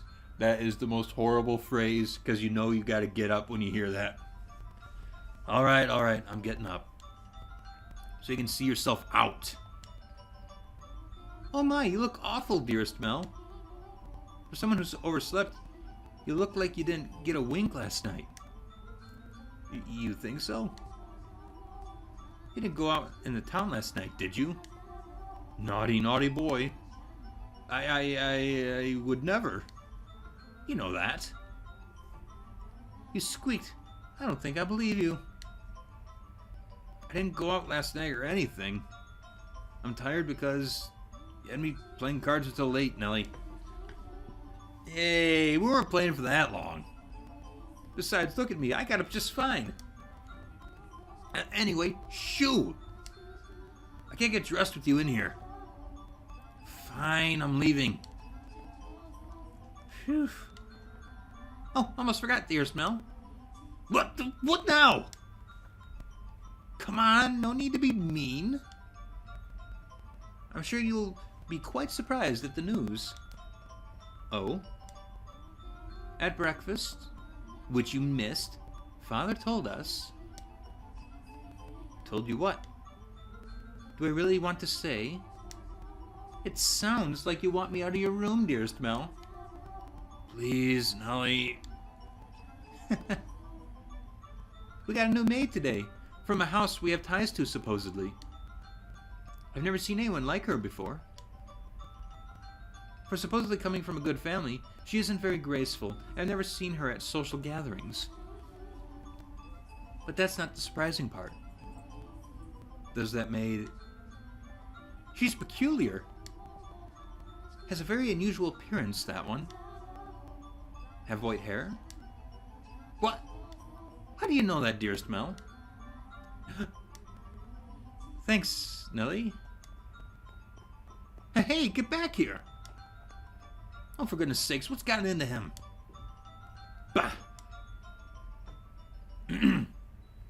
Oh, boy. At the time, the majority of servants at the mansion were men. However, the ladies of the house all had Abigails, so there were several women servants, myself included. The maids, by and large, were selected from the daughters of other esteemed families. It was, you could say, a sort of training before they entered society. The girls would serve at houses even more powerful than their own. And the white-haired girl Mel saw that night before was one such maid. When he heard this, Mel could not sit still any longer. Oh, I didn't really think this through, did I? I don't even know where she is. I'm guessing she's probably Mother's maid. White hair. It has to be the girl from last night. But deep down, he was having difficulty believing the young woman he had seen the previous night was truly here to be his servant. And can you blame him? When he saw her, she was an absolute mess, hardly what you would envision from a girl of class. But he did not seek her to find out whether that was true. He merely wanted to see her once more, to ascertain, whether he had witnessed the previous night was real or his imagination. And he wanted to have an actual conversation with her. I don't want to run into Mother. That would be awkward. He was heading toward his mother's bedchamber, but the closer he drew, the heavier each step grew. He rounded a corner, debating whether or not to head back, and stopped in his tracks. On occasion, wishes do come true. When Mel turned the corner, he saw her. The same girl. The same white hair. Ah! She appeared to be cleaning the hallway. She traced along the wooden carvings lining the walls, making certain not to miss even a speck of dust. The girl wore a pristine dress, the uniform of the mansion's Abigails. There was no longer any filth to obscure her beauty. All that had covered her pure white hair and glass-like skin was no longer. The one thing that had not changed was her listless ruby eyes. Pardon me. Hearing his footsteps, the young woman raised her head. She caught Mel's gaze and for a brief moment merely blinked at him in silence. Lord Mel, yes? Your father informed me of you. Did he? I guess I don't need to introduce myself then. I believe she made an attempt to smile, though it was difficult to tell, as she quickly dropped her gaze back to the floor. Flax and Ruby met only for the briefest moment. She seemed to be looking at both someone and no one at all. Everyone here truly has the most beautiful color of hair. Did you have business with the mistress, Lord Mel? You know what? I'm an idiot. There might not be anything supernatural here. She might just be an albino. I'm an idiot. That didn't even cross my mind. Since it's supernatural stuff, I was just assuming, could be a vampire. Did you have business with the mistress, Lord Mel? I can let her know if you would like. No, I was looking for you. For me? Mel felt as though all the blood in his body had begun to flow backwards. He could not effectively describe the sensation, but in a word, they resembled panic. On his way to find her, Mel had come up with a number of subjects he wanted to talk about, and he generally had a little trouble speaking with others. He'd had less experience interacting with women, this was true, but the time he had spent around Nellie had kept him from stumbling too much. Until then. Yes, for you. Why would you be looking for me, Lord Mel? I was wondering how you were doing. Pardon? I'm quite fine. Good. That's great to hear. You fool, Mel. What are you even saying? You have more important things to ask, like where she came from. Or to tell her she has pretty hair and eyes. I don't want to trouble her too much. Lord Mel? Yes? Sorry, you just suddenly fell silent. Was I, in your way? In my way? Not at all. No, not at all. What are you up to? I'm cleaning. Well, yeah, I didn't even need to ask. Ah, you're cleaning.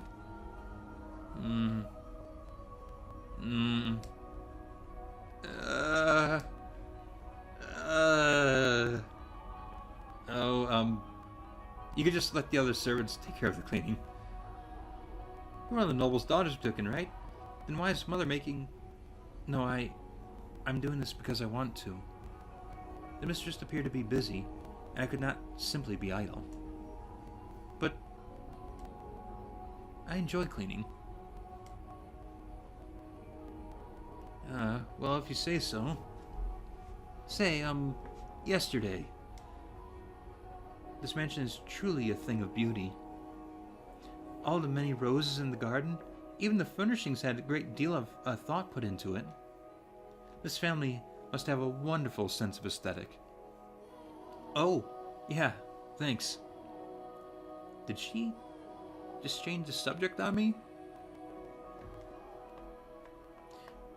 You will experience that when speaking with females. I'm delighted to have the opportunity, given the opportunity to serve in such a magnificent house. Mother and father actually had nothing to do with that. Not even the garden. That's all been around since my grandfather's time. This mansion was a complete wreck when he bought it. Oh, was it? Yeah, frankly, I'm surprised he actually paid money for it. The chandelier in the foyer was shattered.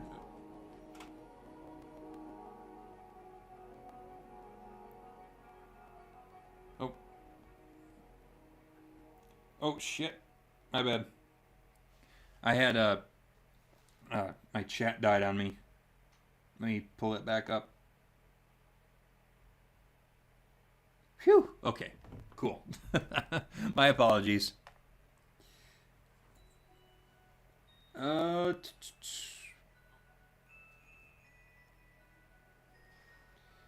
It's witches, not vampires. Hey, I'm fine with that. I love me some witches.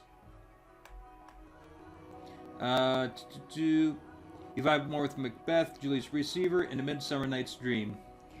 Yeah, those are definitely ones that I tolerate far better than Romeo and Juliet. Ugh. Sorry, I was just stretching.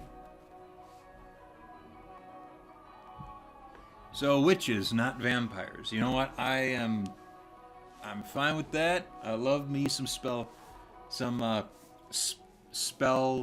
shenanigans. Okay. The chandelier in the foyer was shattered and only half attached to the ceiling. Most of the decorations on the walls were broken.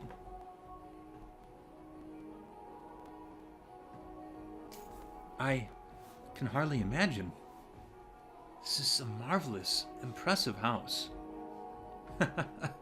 I'm sure he'd be flattered to hear it. My grandfather was a bit of an eccentric.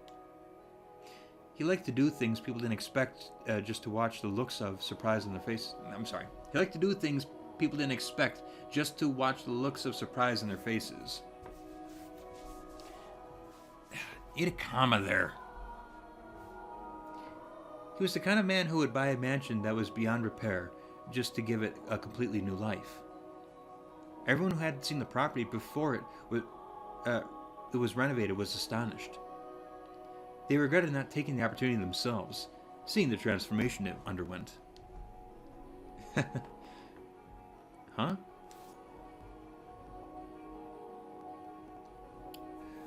Edgy. That feeling when no vampire mommy girlfriend. If you're into the mommy stuff, I mean, hey, I ain't gonna judge. That's not my thing, though. I get creeped out when people bring that shit up. I'm like, ugh. That's personal taste, though. Now, goths, yes, absolutely. Okay. I was just thinking that you're kind of like this house. What do you mean by that? I mean, when you first arrived... Oh, no, never mind. Forget it. It's too late. She knows you were peeping on her. She'll figure out you were peeping on her, stupid... No, it's too late. I don't think she's an idiot. She hasn't yet. Has she? Oh, yeah, she definitely did. Women are very, very, very, very smart.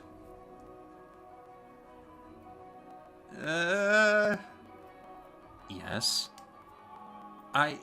It's nothing. The more I think about it, you and the mansion aren't really comparable. Oh? The truth is, it being a rundown mess isn't the only reason nobody wanted to buy the house. They say...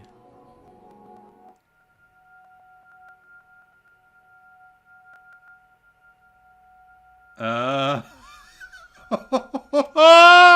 Okay, here we go. Here we go.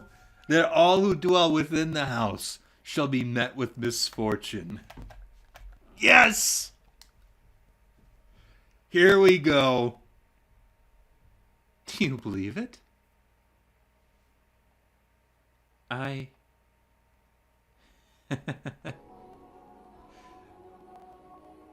just kidding. It's not actually true.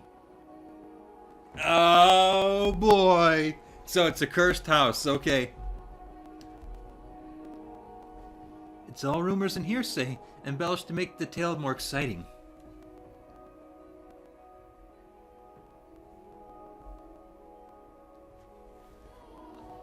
Rumors only started because of how it used to look. If the mansion truly begot misfortune, then they wouldn't still be here. Okay, Mel, but then what happened to your grandfather? Son of a bitch, look at that timing. And it wouldn't explain how my grandfather died. Do you know how he passed away? No. How did he? Inside a lovely lady. Oh, an Iron Maiden? What? Believe it or not, that was how he died. Together with a young, beautiful woman. Oh, okay. I thought he was meaning like a literal Iron Maiden. His time ran out when he was making love to her, they say. Oh. Oh, okay. No, he wasn't kidding. A rather crude way to go. But he was hardly misfortunate. What'd I tell you? Ah! Yes? Just so you know, I promised I didn't inherit my grandfather's propensity for such base behavior.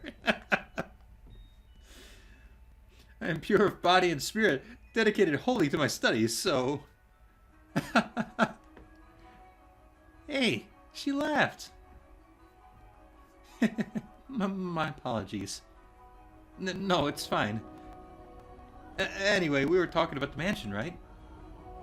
I've always thought of it was kind of a strange place myself.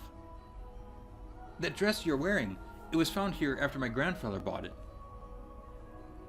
You don't see that kind of design around these parts, so I'm guessing it was probably imported. The architecture is really old-fashioned too, which must have caught grandfather's eye. When he announced his plans to buy it, the entire family opposed his decision, but he refused to budge. Renovation upon renovation gave the mansion new life, but all of his work, he was most fond of the roses in the garden. He collected species from all across the world, and every time he got a new one, he would summon gardeners to arrange and grow them. It looked incredibly long to complete. It took incredibly long to complete. There were even some that wouldn't grow in the climate of this land, but grandfather refused to give in. He truly loved roses. Me, I don't really get how someone could be so impassioned about them. It's just embarrassing every time that someone calls this house Rose Manor. Perhaps the roses were meant for someone. What? I'm simply speculating. Roses make wonderful gifts, after all. Indeed they do. If you like roses as much as Nellie, then you're welcome to go see them for yourself. Pick as many as you'd like. If anyone asks, just say I gave you permission. Don't be shy. I'm sure it'll get tiring if all you do is work. No, I'm sensitive to sunlight. Yeah, okay, so she is albino, okay. Oh? That's unusual. Perhaps that explains why you're pale. Oh god, my voice cracked there. I had no idea. That sounds rough. And your skin is so pretty, too. You don't seem terribly surprised. What? Oh, I'm very much surprised. Or would you have preferred a more dramatic response? No, I just expect you to find it disturbing. I'm sensitive to sunlight and can hardly spend any time outside. That makes me sound like some kind of demonic creature. You know, now that I think about it, I do wonder, people with albinism, I wonder what folks in the prior time periods, I wonder what they would have thought of people like this. That's an interesting thing. I mean, that would, you know, obviously vary culture to culture, but yeah, I wonder if they would see it as like, you know, something more than just a medical condition.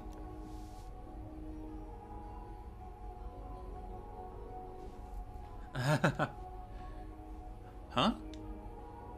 Oh, you worry too much. There's not a monster in the world as sweet as you. Oh, dang! This guy's slick. Ah. Yes? Are the other maids teasing you, perhaps? That black-haired one especially, she's... how should I put it? A little frightening. Almost as if she had a steel heart or something. She's impenetrable. Right, she's one of Mother's maids too, isn't she? Now I'm even more worried.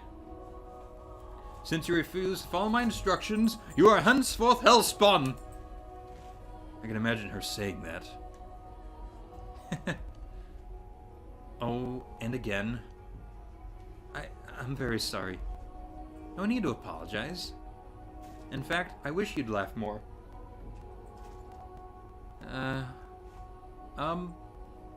She's actually very kind to me, and everything she does with incredible precision and efficiency. She looks so young, and yet she has such skill. How long has it been here in the mansion? How long has she been here in the mansion? Actually, she's been here for quite some time, but I don't know how long. No one knows how old she is. It's kind of creepy. I've never once considered her such. Sorry, you're right. It's bad manners to speak ill of others.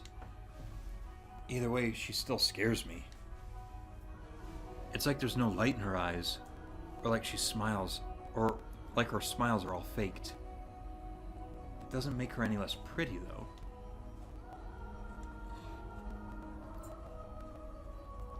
The conversation died. I have to think of something else to talk about.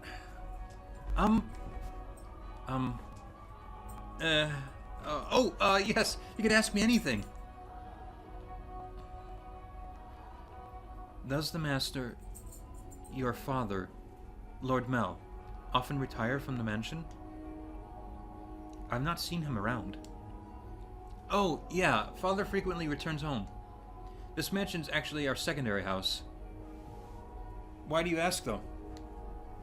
I was just curious, nothing more. Oh?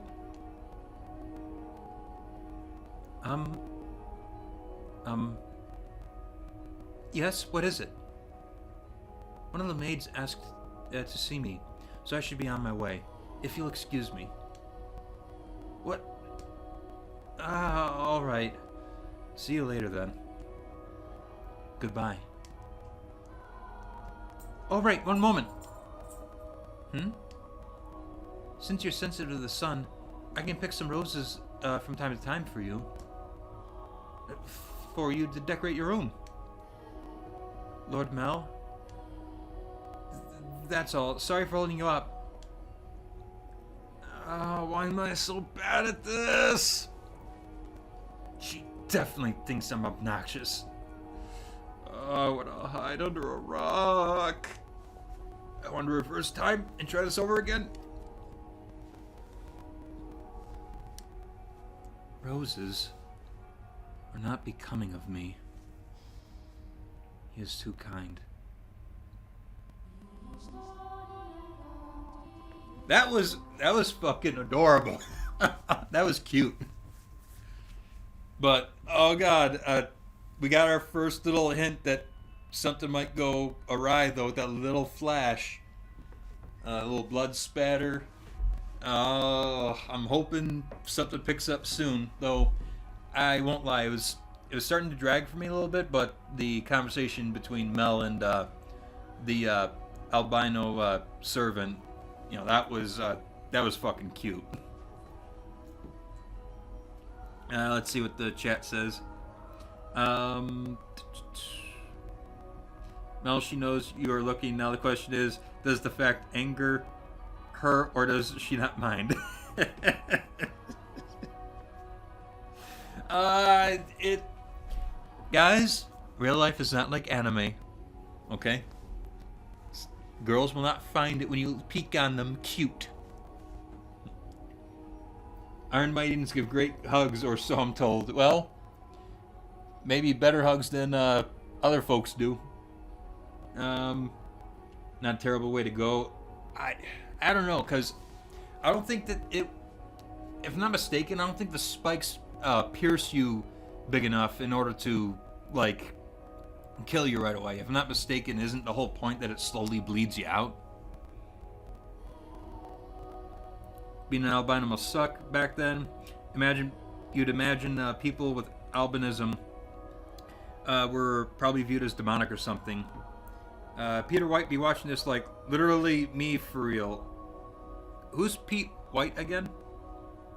Dude got that riz, or he made her laugh. Dude is smooth as fuck. Yeah. No, dude, that was really good. It's also the way that they're talking, you can tell it's clearly written, but at the same time, it's like that actually felt a little more in the realistic side of like a conversation.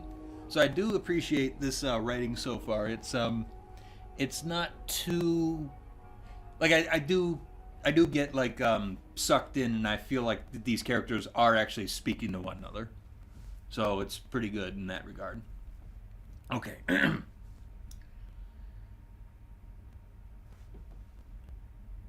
Pete White's the albino from. Oh, okay. Okay.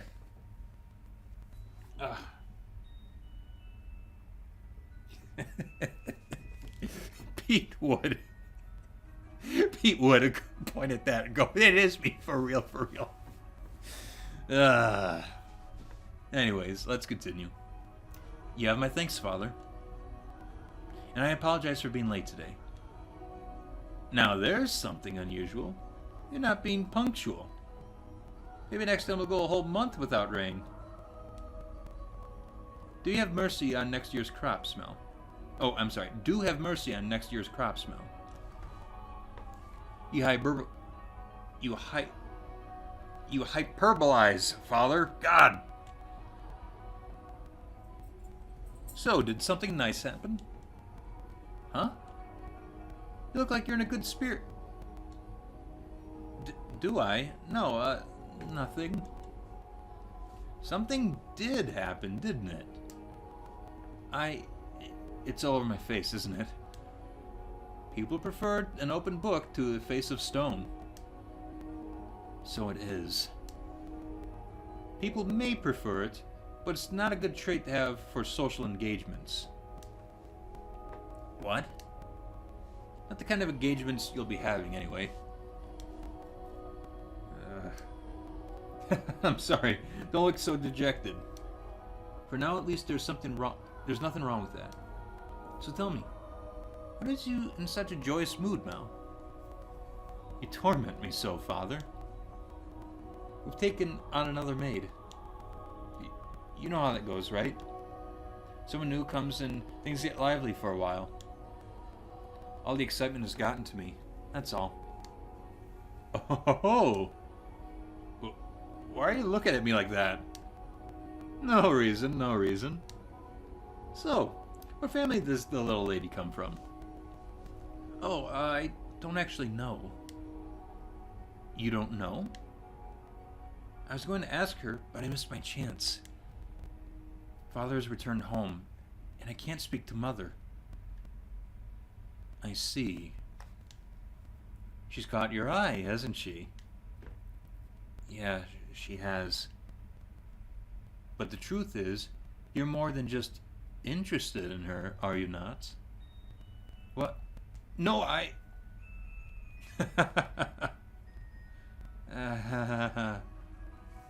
You truly do enjoy tormenting me. Well, I should be getting home now. Mel. Yes? Make certain you find out where she's from. If you're genuinely interested in her, it's your responsibility to determine if she's actually suitable for you. Thank you, and excuse me. Dude, look at the priest going like, go for it, dude!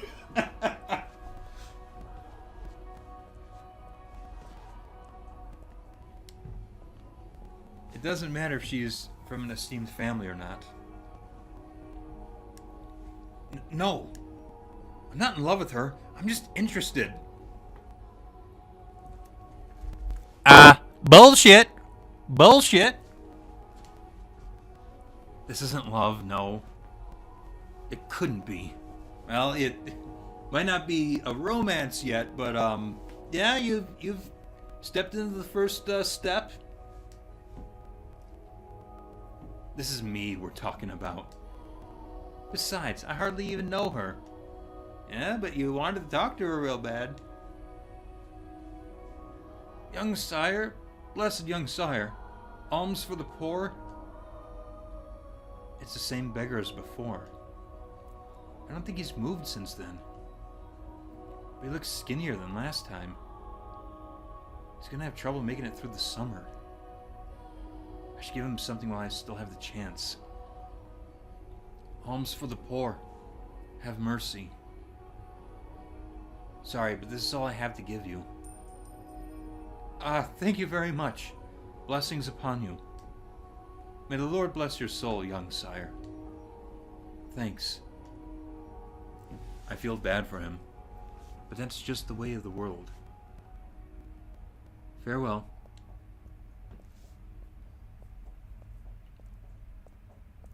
The skies are really clear. The sun shone fiercely down on the town that day.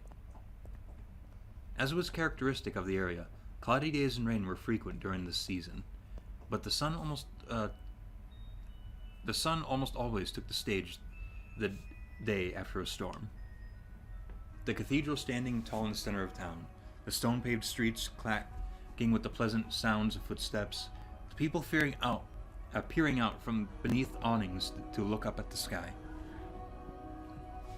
In Mel's eyes, it was as if they were all blessed by a divine light. However, not everyone living in the same land was equally blessed. In fact, the blessed were far outnumbered by the forsaken. Even in their time, even if their time would later be referred to as the Golden Age. Elsewhere, back at the mansion, Nellie was causing trouble for the Abigails. On a whim, she had decided to redecorate her bedchamber, so she had gathered the maids to put them to work, shouting orders and demands and complaints. And she had not summoned only her personal servants, but others as well, including the white-haired girl. No, not like that. How many times must I tell you? The tapestry goes by the door. And I don't like the carpet's pattern. Bitch. Is there anything else we can change it with? Oh, hey! Who put this ugly vase here? Nellie appeared to be rather irritated, and it was the servants who bore the brunt of her frustration. Though if they found this similarly vexing, none of them showed it. She was a girl who spoke her mind, a trait particular to that time in history. Women of the Golden Age were so vivacious, in fact, that it inspired parody and satire in foreign countries.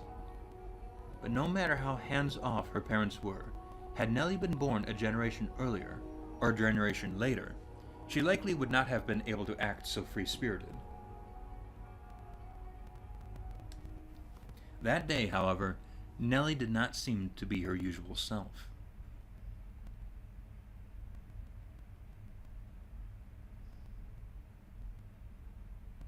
Let's see, Busted. I call BS. The dude has a crush on her. Calling it now. Oh, it's obvious. I just find it funny that it's like, of all people are like, dude, go for it. It's the priest.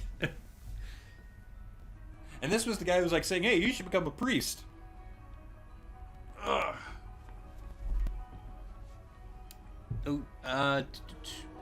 Though she always spoke her mind, it rarely went beyond being childishly adorable. It was unusual to see her in such a foul mood. Not even a smile on her face. Ugh, get rid of all of it. The carpet, the chair, the desk, it's all so ugly. Don't we have anything better? If we don't, then order it. Have it made. You can do that much, can't you? Hurry up and replace them. That image next to all that just perfectly describes what the feeling must be. Having only arrived that morning, the white-haired girl was unsure what she was supposed to be doing, caught in the middle of a flurry of maids and furniture and fabric. She chased frantically scrambling Abigails with her eyes and made attempts to help, but not being familiar with the work, she only ended up getting in their way. She probably felt that everyone would be better off with her not in the room. So when the maids ordered to get new furniture made their way out of Nellie's room, she attempted to follow them. You hold on a second. You. Yes, you, with the white hair. However, Nellie stopped her before she could take her leave. What? The white-haired girl turned back, bewildered, to find Nellie smiling at her. The corners of her mouth turned up into a self-assured grin. There was no trace of timidity or uncertainty in her demeanor. Her flaxen eyes seemed like they would look nice under the light of the sun. Almost the exact opposite of the white-haired girl. I wanted to talk to you, actually. But Mother never was one to share. I asked her to trade maids, but she wouldn't have it. Trade? You mean for... Which is why I decided to completely redecorate my room, because then I would need some extra hands. But why? Because Mother and Father refused to tell me anything. Why is that? Who are you exactly? Where did you come from? Tell me, what house are you from? Why can't you tell me? If we took you in, you must be from a fairly decent family. As a member of the Rhodes family, I have a right to know. Do I not? You can't expect me to welcome a girl into my house who won't even tell me where she came from. I don't know anything about you. I haven't seen you at any parties.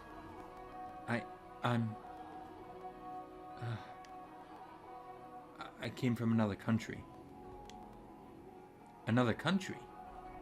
What country? Somewhere very, very far away. Oh? North of here? East? West? South?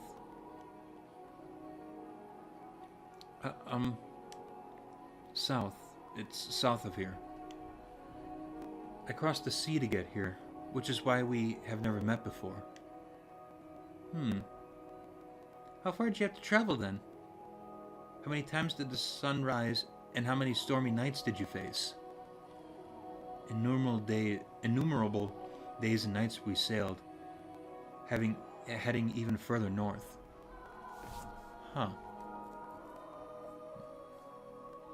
So tell me, Lady Nellie, that is the most wonderful painting.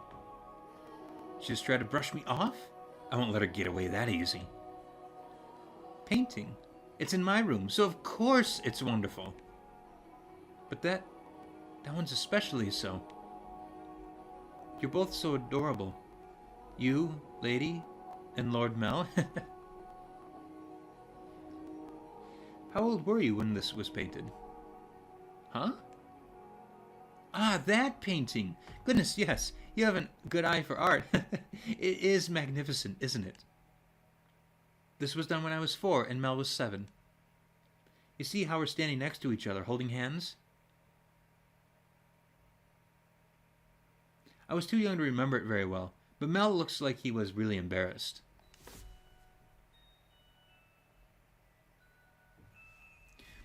But standing there like statues makes for a boring painting, Nellie explained brightly. Having completely forgotten she was pressed up against the white-haired girl, she did a little twirl, stopping to face the portrait. Though many paintings lined the walls of her room, Nellie was most fond of the one of her and her brother.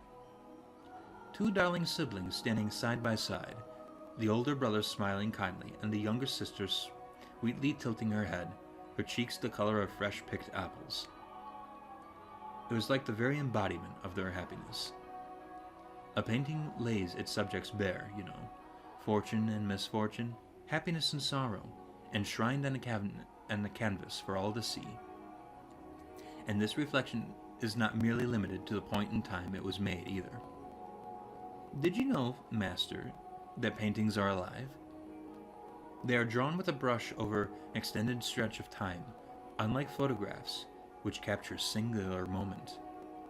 The two have their own individual merits, but a photograph is still, while a painting moves. Portraits reveal the past and the present state of those they depict. Mel and I have always been close. I would sing songs for him, and he would teach me all sorts of things. He's so smart. Nowadays, Mel hardly even goes on walks with me, making excuses like, I'm an adult now. But we used to spend a lot of time playing together in the rose garden. I see. The white-haired girl normally had difficulty smiling, but her lips naturally curled upward as Nellie Oh my God! But her lips naturally curled upwards as Nellie reminisced. A vision of the two happy siblings had probably swelled up in her mind, and I imagine there was a faint trace of envy in her heart as well. Lady Nellie, you love Lord Mel quite deeply, I see. Yes, of course I do. Mel's smart, he's studious, and he's incredibly kind. For my birthday, he gave me this wonderful rose necklace. The jewelry shop he got it from is famous because even the royal family makes commissions from their workshop. So he had to have ordered it months in advance. Just for me. He's a prince. Oh? He's pretty charming, wouldn't you say? That's why I call him my prince. But you know what? Mel is a terrible dancer, and he still hasn't gotten his feet on the ground yet, and he's so bad at interacting with girls. So there's no one else who would say that about him. He is quite the gentleman. I assumed women would be drawn to him. Gentleman? Have you met Mel already? This morning, briefly. That reminds me. Mel seemed to know about her too. What do you think about Mel? As I said, he is a gentleman. That's not what I mean. Don't you think I'll get away with you putting any funny ideas in his head? What? Mel's too trusting. He's pure of heart, so I wouldn't stand for you trying to take advantage of him. I would never. So you say, but you actually want to get close to him. I wouldn't dream of it, Lady Nellie. He is a man far beyond my reach. You aren't planning on doing anything, are you? Not at all. And you don't have any romantic feelings for him, do you? What? Well, do you? I have no romantic feelings for him, Lady Nellie. And you won't develop any? I will not. And with that, Nellie gave a wide, satisfied grin. Even though one has no way of knowing how another truly feels, or how they might in the future. You wouldn't, would you? Now that I think about it, there are plenty of other boys. You getting together with Mel is downright absurd. Indeed. But anyway, back to what we were talking about earlier. Your family, I almost forgot. You hadn't told me exactly where you came from, or anything about your...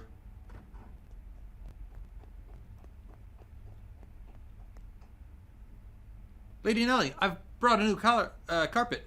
Just look at the embroidery. The work of a true artisan. I'm simply in love with it. Surely you will find it to your liking as well.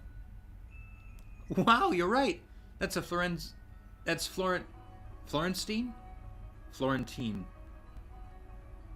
stitch, isn't it? I wonder whether someone mimicked the style, or if it was imported. Either way, a great find. Let's hurry up and get it laid out. Oh, and we'll have to see how the colors go with everything else. We have to finish redecorating quickly so I can show Mel. He'll be so surprised. What wonderful taste you have, Nellie. When the other Abigails returned, so too did the bustle within Nellie's room. As the white-haired girl watched, a faint smile crossed her lips. Perhaps it was from relief at having escaped Nellie's inquisition. Or perhaps...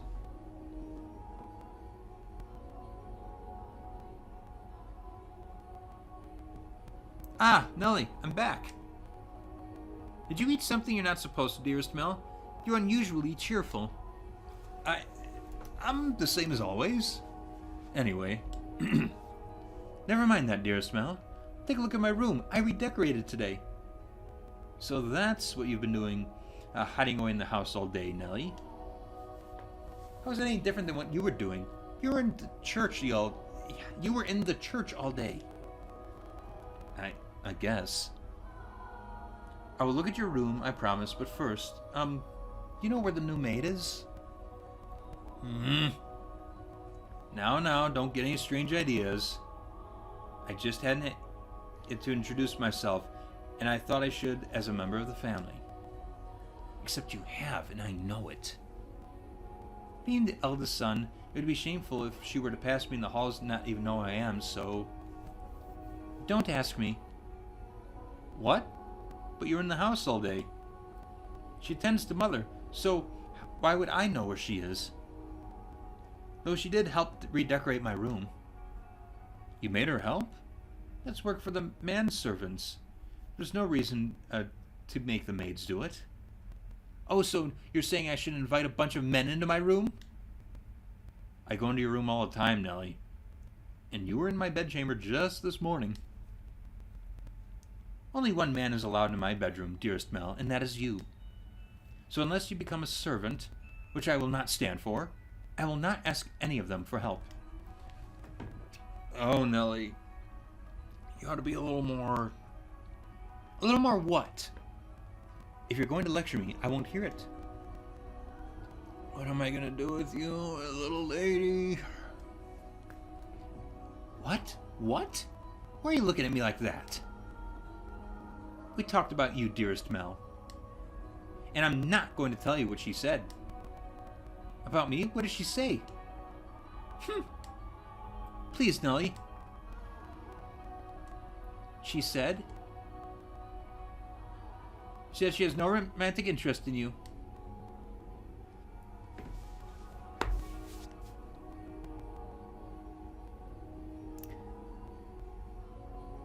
Your sister is a bitch. Your sister is a bitch. Well, why did that even come up? Because we're both girls. We talk about things like what kind of boys we like and who's the most handsome. Why do you look so downtrodden, dearest Mel? You look like a sad little boy who can't get his crush to notice him.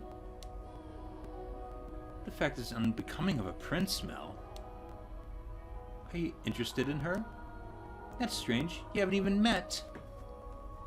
I am not. It's just depressing to find out that someone you've never met doesn't like you. That's all. No. Okay. If there are options we must make in this story, we are going to get these two together. That one interaction was too cute. If I'm going to make my move, I must do so soon. I don't have much time. The master of this house isn't around, so next in line would be him. That painting. Oh, come on, what's going on? Time for what? Come on. Okay, something's got to be going down soon, right? Ugh.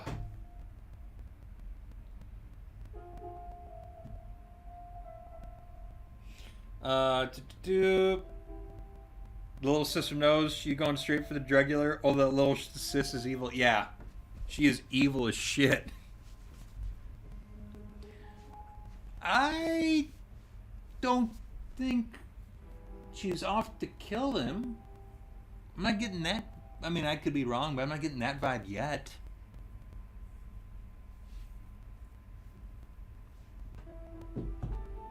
She did. I just have to say, though, we were talking about vampires earlier. She's already got the Dracula story going. Traveled north on across the sea to get to there. Oh, shit. I did not mean to do that. There we go. Despite his near devastation by Nellie's news, Mel's flaxen eyes continue to wander in hopes of catching sight of the girl.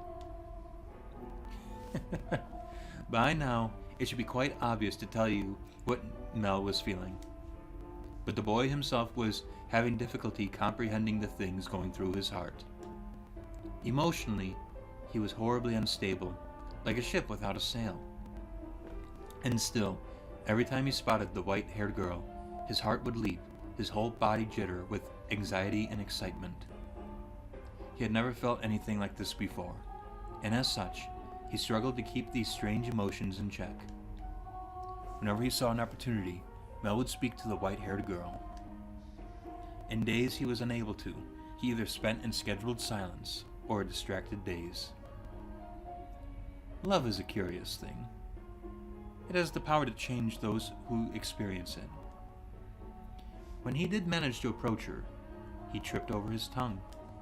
Again and again he talked to her, and again he stumbled. I imagine if you were to take him to see a romance at the theater in his present state, he would cry just as much as little Nellie. We cry at tragedies because we draw parallels with our own lives. At least, that is what I think. Great tales of romance attain true gravity with the audience only when they are personally familiar with love. In any event, the white-haired girl was, as a result of this, visibly perturbed. She was delighted that he was being so kind to her, but confusion overpowered every other emotion. She appeared to be at a loss for what to do as he clumsily catapulted words and stares at her. But Mel did not back down, though he probably knew not what caused such fiery emotion to erupt from within his breast. One's first love, in particular, tends to burn like a wildfire. Are you familiar with this sensation, Master? Oh? Ah. There she is. Is she cleaning? No, it looks like she's reading. Oh my god! If this is the first date, best date location ever.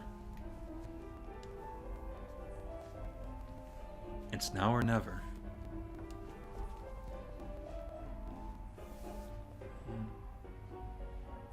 Boom. Oh, he is smooth. Ah. I'm sorry. I didn't mean to scare you. Lord Mel, you very clearly meant to scare me. Because you just wouldn't notice me. What are you reading? You look pretty engrossed. Oh, I'm sorry. I should have asked for permission. It's fine, no need to apologize. Feel free to read wherever you want. And you're welcome to bring books back to your room if you'd like to spend more time with them. But I was just amazed that the mansion had a library. It must have been a lot of work to collect these books. There's some pretty old books in here, too. Your grandfather's? Some that he collected, some even older than that. Take a look at this. I think it's a diary, but it's not from this country. Or this century, for that matter. Maybe a feudal lord? Here, he's complaining about the quality of the harvest. Can this forsaken land only produce over sour grapes? Ah, if only the largest of the, Barney? Or maybe Barnier? If only the largest of the Barnier estates were mine instead. The land there is so much more suitable to cultivation. And there you have it. You can read this, Lord Mel. More or less. I've looked over it several times already, so it wasn't too difficult. Why would such an old book be here? I'm not sure. If, in all of this, was already here when I moved into the mansion. Have you not lived here your whole life? I was born in our state. But to me and Nellie, this is more like our home. We moved when I was still young, and we've lived here ever since. Nellie and Mother have both grown quite fond of it. Father, though, often goes back to the house because he doesn't like all the roses. By himself? Yeah, well, sometimes Mother goes with him. But for the most part, he goes alone. But don't get me wrong, it's not because they don't get along. In fact, they act more like teenagers in love than grown adults. It almost makes me sick having to watch it. It is a wonderful thing to be so close, no matter how old they may be. True, but still, there are those in the world who cannot be the ones they care for, as much as they may wish. I'm sorry about that. Oh, that's right. The book. What were you reading? I, wasn't exactly reading. I do not enjoy reading lots of text, so I was looking at the pictures. Is that so? You seem very cultured, so I thought you would be partial to reading. Perhaps you're actually more like Nellie, and eschew your studies. Yes. I wouldn't have guessed. But you like looking at pictures? I do. What else do you like? What? What do you enjoy doing? It can be anything. I enjoy being told stories. Stories? Yes. When I was young, my father would tell me tales. What kinds of stories did you like? There was one about an imprisoned girl. Tell it to me.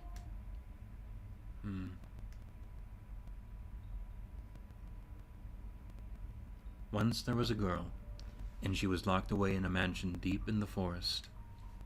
A mansion with only one window. But the window sat high upon the wall, far beyond her reach. So it was very dark inside, unlike this mansion. However, the girl did not like the outside world. There were lots of scary things out there after all. Though she may have been all alone in the mansion, she grew comfortable with the darkness in time, so she had nothing to be afraid of. And then, am I doing a good job? You're doing fine. Keep going. What happens next? Okay. And then, the girl grew up. By then, she had already forgotten why she was locked up, but she was content with the darkness. However, her eyes couldn't help but be drawn to the little bit of light that spilled through the one window. Though she was comfortable in the darkness, The sight of the light made her heart race. At first, the girl thought it was because she found it unpleasant, because she disliked the light and the outside. But slowly, she came to realize that she was curious about the outside world. What could be happening out there? For all she knew, the town, the forest, the people, all of it could have changed while she was imprisoned in the mansion. But she had no way of finding out. So the girl decided to write letters and throw them out the window. What began as an empty grasping became routine, continuing for several months until she was finally ready to give up. But then, a beautiful white dove flew in through the window. Tied to the dove's leg was a letter. Her heart racing, she read the words contained within. It seemed to have been written by a man. The letter contained numerous questions for the girl. It also said that if she attached her reply to the dove, it would bring the letter back to him. She was astonished, but she wrote him back anyway, taking care not to mention where she was. After having exchanged letters a number of times, the two felt very close to one another, as though they had known each other for many years, despite having never met. And eventually, the man said he wanted to meet her? Indeed. The girl was unsure what to do. Should she tell him of how she lived? Should she reveal where she spent her days? She was afraid if she did, he would cease to send her letters. She was sure he believed her to be a young lady of noble blood, and not a girl locked away in a house deep in the forest. The girl could not bring herself to write a response. She released the dove through the window with nothing attached to its leg. And yet, it returned with another letter, written in the man's familiar hand.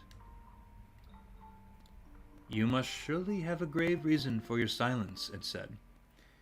"I would like to know that reason, and I would like to help you. No matter what it may be, you have my word." She deliberated. Though his letters were kind, she did not know this man. He was from the outside. Would he still treat her the same way when he met her?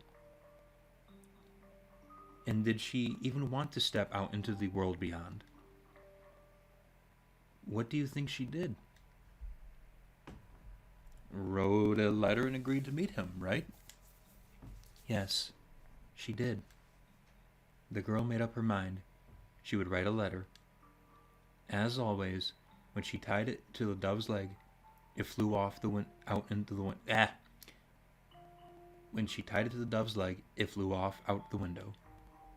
And for some time after that, she received no response from the man. This saddened her, but she thought it was for the best. She belonged in her room She belonged in her own confined world, her world of darkness. But then one day, light shone into the mansion. The sealed door had been opened, and in the doorway stood a handsome young man. "I have come for you," he said. The man was a prince from a neighboring kingdom. When the girl stepped outside, before her sat a magnificent carriage, the likes of which she had never seen before, accompanied by many servants. The prince, kind as in the letters, swore his love to her, and the two lived happily ever after.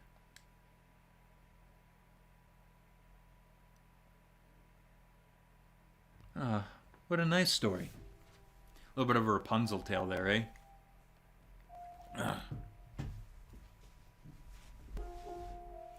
Let's see what the... I feel like the story is going to become important later. Yeah, I'm getting the feeling that that's not a story she was told, but more so... Yeah. Or maybe it's a story that will be emulated later on in the narrative. We'll see. I'm glad it had a happy ending. A prince. Was there something funny about the story? No, no, that's not what I was laughing. Do you ever imagine what it'd be like if a prince showed up for you? Huh? It doesn't have to be a real prince. Even just someone like one. Is that something you dream about? Oh, no, I think I'm perhaps a little too old for that. You think so? Ellie still fantasizes about her prince, and she's 14. I just assumed all girls were the same. Lady Nellie's prince. That's you, Lord Mel, no? What? Is it not? I mean, we used to play make-believe a lot when we were kids, but I very much doubt she still thinks of me that way in earnest. When she calls me her prince now, it's mostly in jest. If it weren't, that would be concerning. Oh? That story. Do you know if it's a regional tale? One that's been passed down through the ages? I'm not sure. It could be very well my father's own creation. You think of me as conceited, but I think the story might be about me. The girl trapped in the mansion is you? You haven't been locked up anywhere before, have you? No, thankfully. I've never been locked up before. Thank goodness. No, but yeah, I was just about to say, she has not been locked out, but she, because of her condition, can't necessarily experience the outside world to the fullest. But with an appearance like mine, I can sympathize with her being afraid of the outside world. I have, at times, imagined how wonderful life would be if it were only me and my father. But the girl left the house in the end. If your father really wrote that story, then I believe it contains his hope for you to end up the same way. Oh? I don't have what it takes to be a real prince and whisk you away, but... Damn! What a smooth way to transition to that! I can at least pretend. Damn! So if it was your father's wish for you to see the outside world, then surely there's nothing wrong with you getting out and experiencing all that scenery the world has to offer. I want to see the outside too. Or, to be more specific, other countries. So, if you'd like, we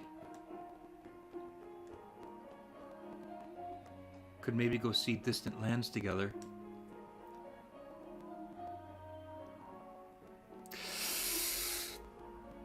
Ah!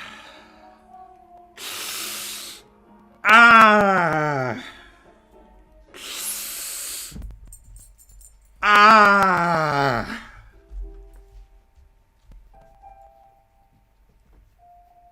God damn it, Nellie.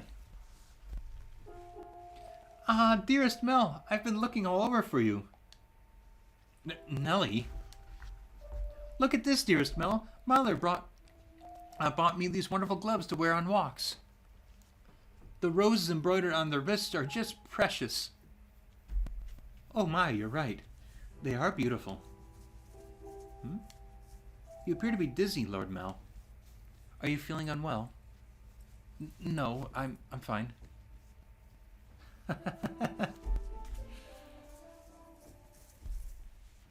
That was rough. That was really, really rough.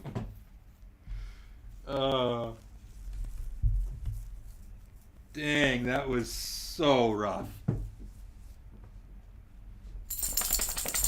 Mel was feeling frustrated at an inability to convey his feelings to her. And as his frustration built up over time, he developed, I suppose you could Call it a severe case of love sickness. For several consecutive nights, he had been afflicted with a peculiar sensation, a presence in his bedchamber. Oh.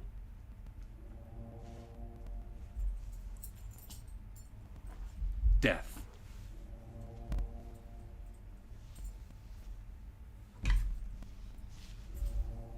Death to the unholy one. Death to the heretic.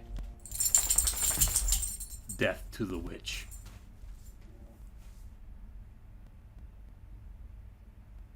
Kill.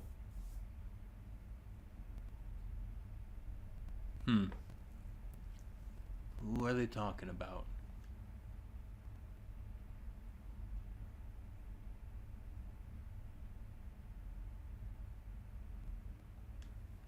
She's... Why, I never wanted her to die. Was she not eating? Seal off the tower. Understood? No one finds out about this. How can you be so calm? Don't you understand what you've done? Ha! Pinning the blame on me. How nice it must be to distort reality with panic. Huh. You're just as guilty as any of us. I never wanted her to die.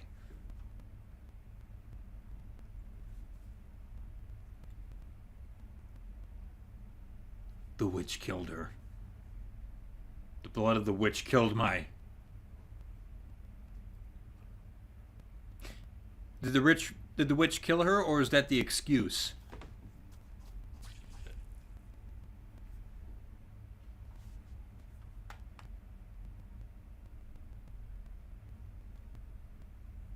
Yeah. A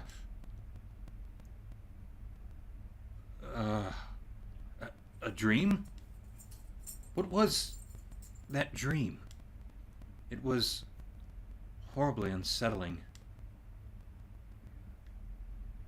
I was holding someone, a girl I cared for dearly, in my arms, and she was limp.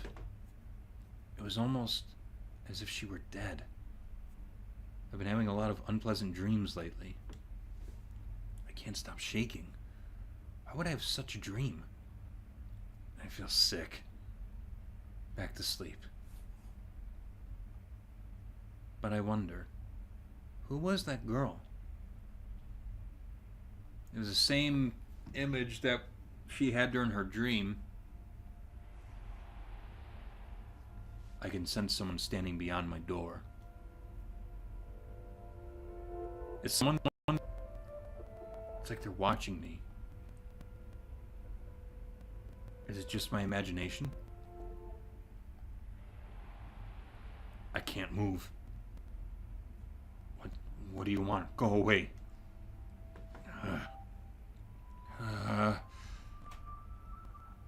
The sound is growing fainter.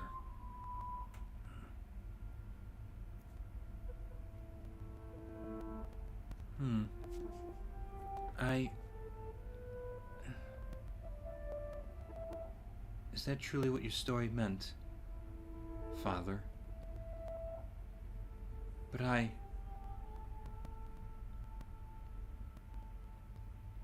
such a magnificent garden. Something we could never have had. Are my intentions misguided? What a beautiful white rose.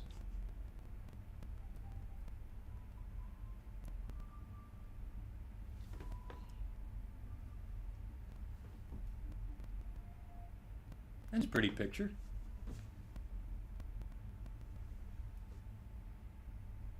I'm a little uneasy, though, at the red stains everywhere. You know, you could have sneaked into his room rather easily then. No one was watching. How long have you...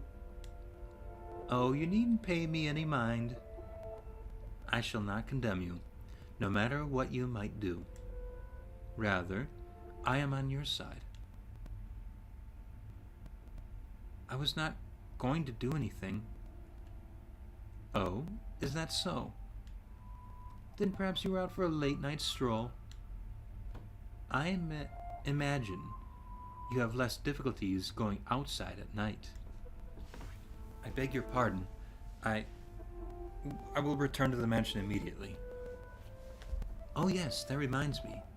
It was also the middle of the night when the grocer's servant broke into their safe. News of that spread quite far. I'm sure you would have heard about it.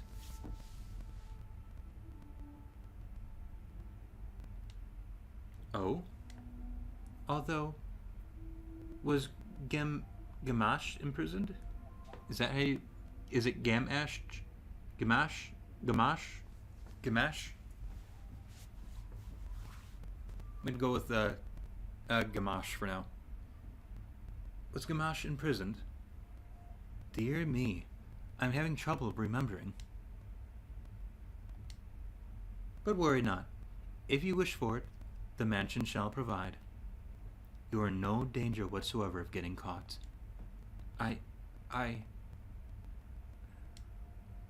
You said that a witch lives in the mansion, did you not? I did. Does that sound perhaps a bit archaic to you? No. I believe those rumors mockingly refer to me. Oh my. I have been accused of being a witch before. Which is amusing. I don't have any magical powers. I simply have an unusual appearance.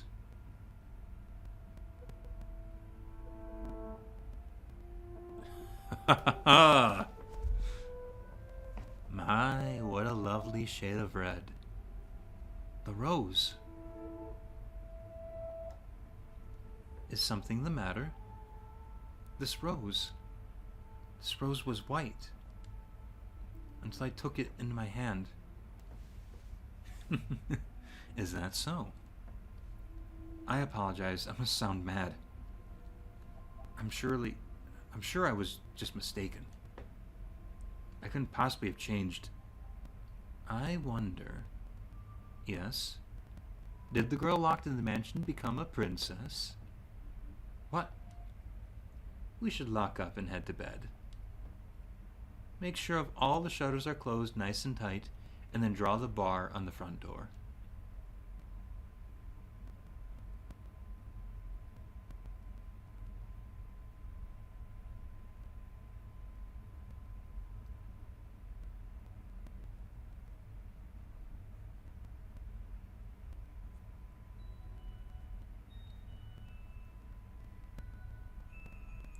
Okay.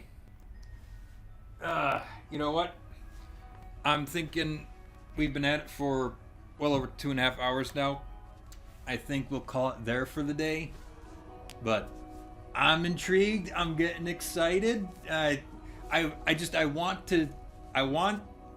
the shit to hit the fan moment to come hopefully soon. I'm getting interested, especially with, you know, the the albino maid. I'm getting really into her. I'm also really enjoying Mel's little attraction to her. It's very adorable and cute. And yeah, I'm liking the story so far. I'm liking the characters. The writing is pretty good. You know, like I said, I'm able to get engrossed and believe that they're actually having these conversations. It doesn't feel like it's, you know, like a fictional, like somebody's trying to write fiction. You know, the language is consistent between all the characters and the narrative. Well, I guess that's the main maid being the narrator. But everything is coming along pretty nicely. The you know, the artwork I really like. It seems to be a mix of like edited photographs with the original art of the characters. So it's all blending really nicely, and I'm enjoying it. I'm wondering, you know, are we talking ghosts, witches, vampires even? I'd be very curious to find out. I'm really excited for what's going to be coming up. So, yeah, I'm really liking it so far. Let's see if there was anything going on in chat. Um, Rip Bozo, the ship is your. Yes. Yes, that little turd ruined the moment. Oh boy. Well, so anyways though, yeah, I appreciate the folks who came on to watch. I hope that you had fun. And yeah, I don't know when I'll get to it next time, but I'll make the announcement on Minds, and then I'll throw out the links into certain Discord servers again. But yeah, enjoying it so far, and I'm excited to continue it. So I hope you guys have an interest in coming back to watch some more. Maybe sometime this week and evening we can do that. You know, I'd definitely be down for that. Cause yeah, I've not been in the best place lately. So, opening something like this, it's story driven. It's this is the kind of stuff that I really like to read and share with folks. So it's something I enjoy doing, and I'm happy to do it every now and again. So we'll catch up on this some other time. But in the meantime, I hope that you guys are staying safe. You're having fun. You're enjoying life, and yeah, I'm just hoping that you're staying happy, and especially with the cold weather lately across the whole country, be sure that you're staying warm and enjoy yourself. Okay, saving. Quick save completed. Okay, let's see what happens when I do this. Okay,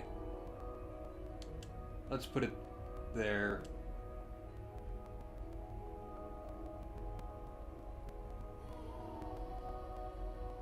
All right, sweet.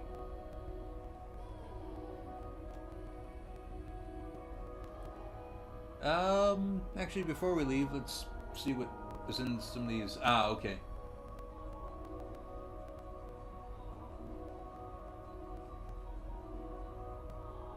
Wait.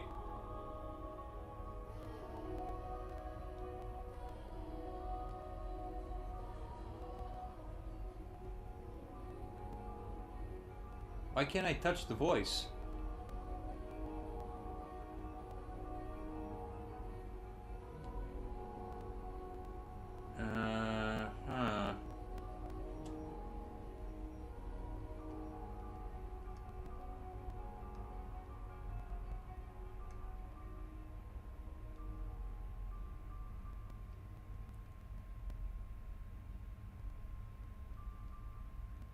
Why can't I touch the voice?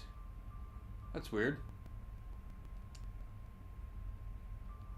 Huh. Maybe they're trying to conceal characters' voices so that I don't know who they are? I don't know. Okay, anyways, yeah, that'll do it. Like I said, stay safe, happy, and yeah, I hope that you guys are just having a good time, and I'll catch you all later. Take care.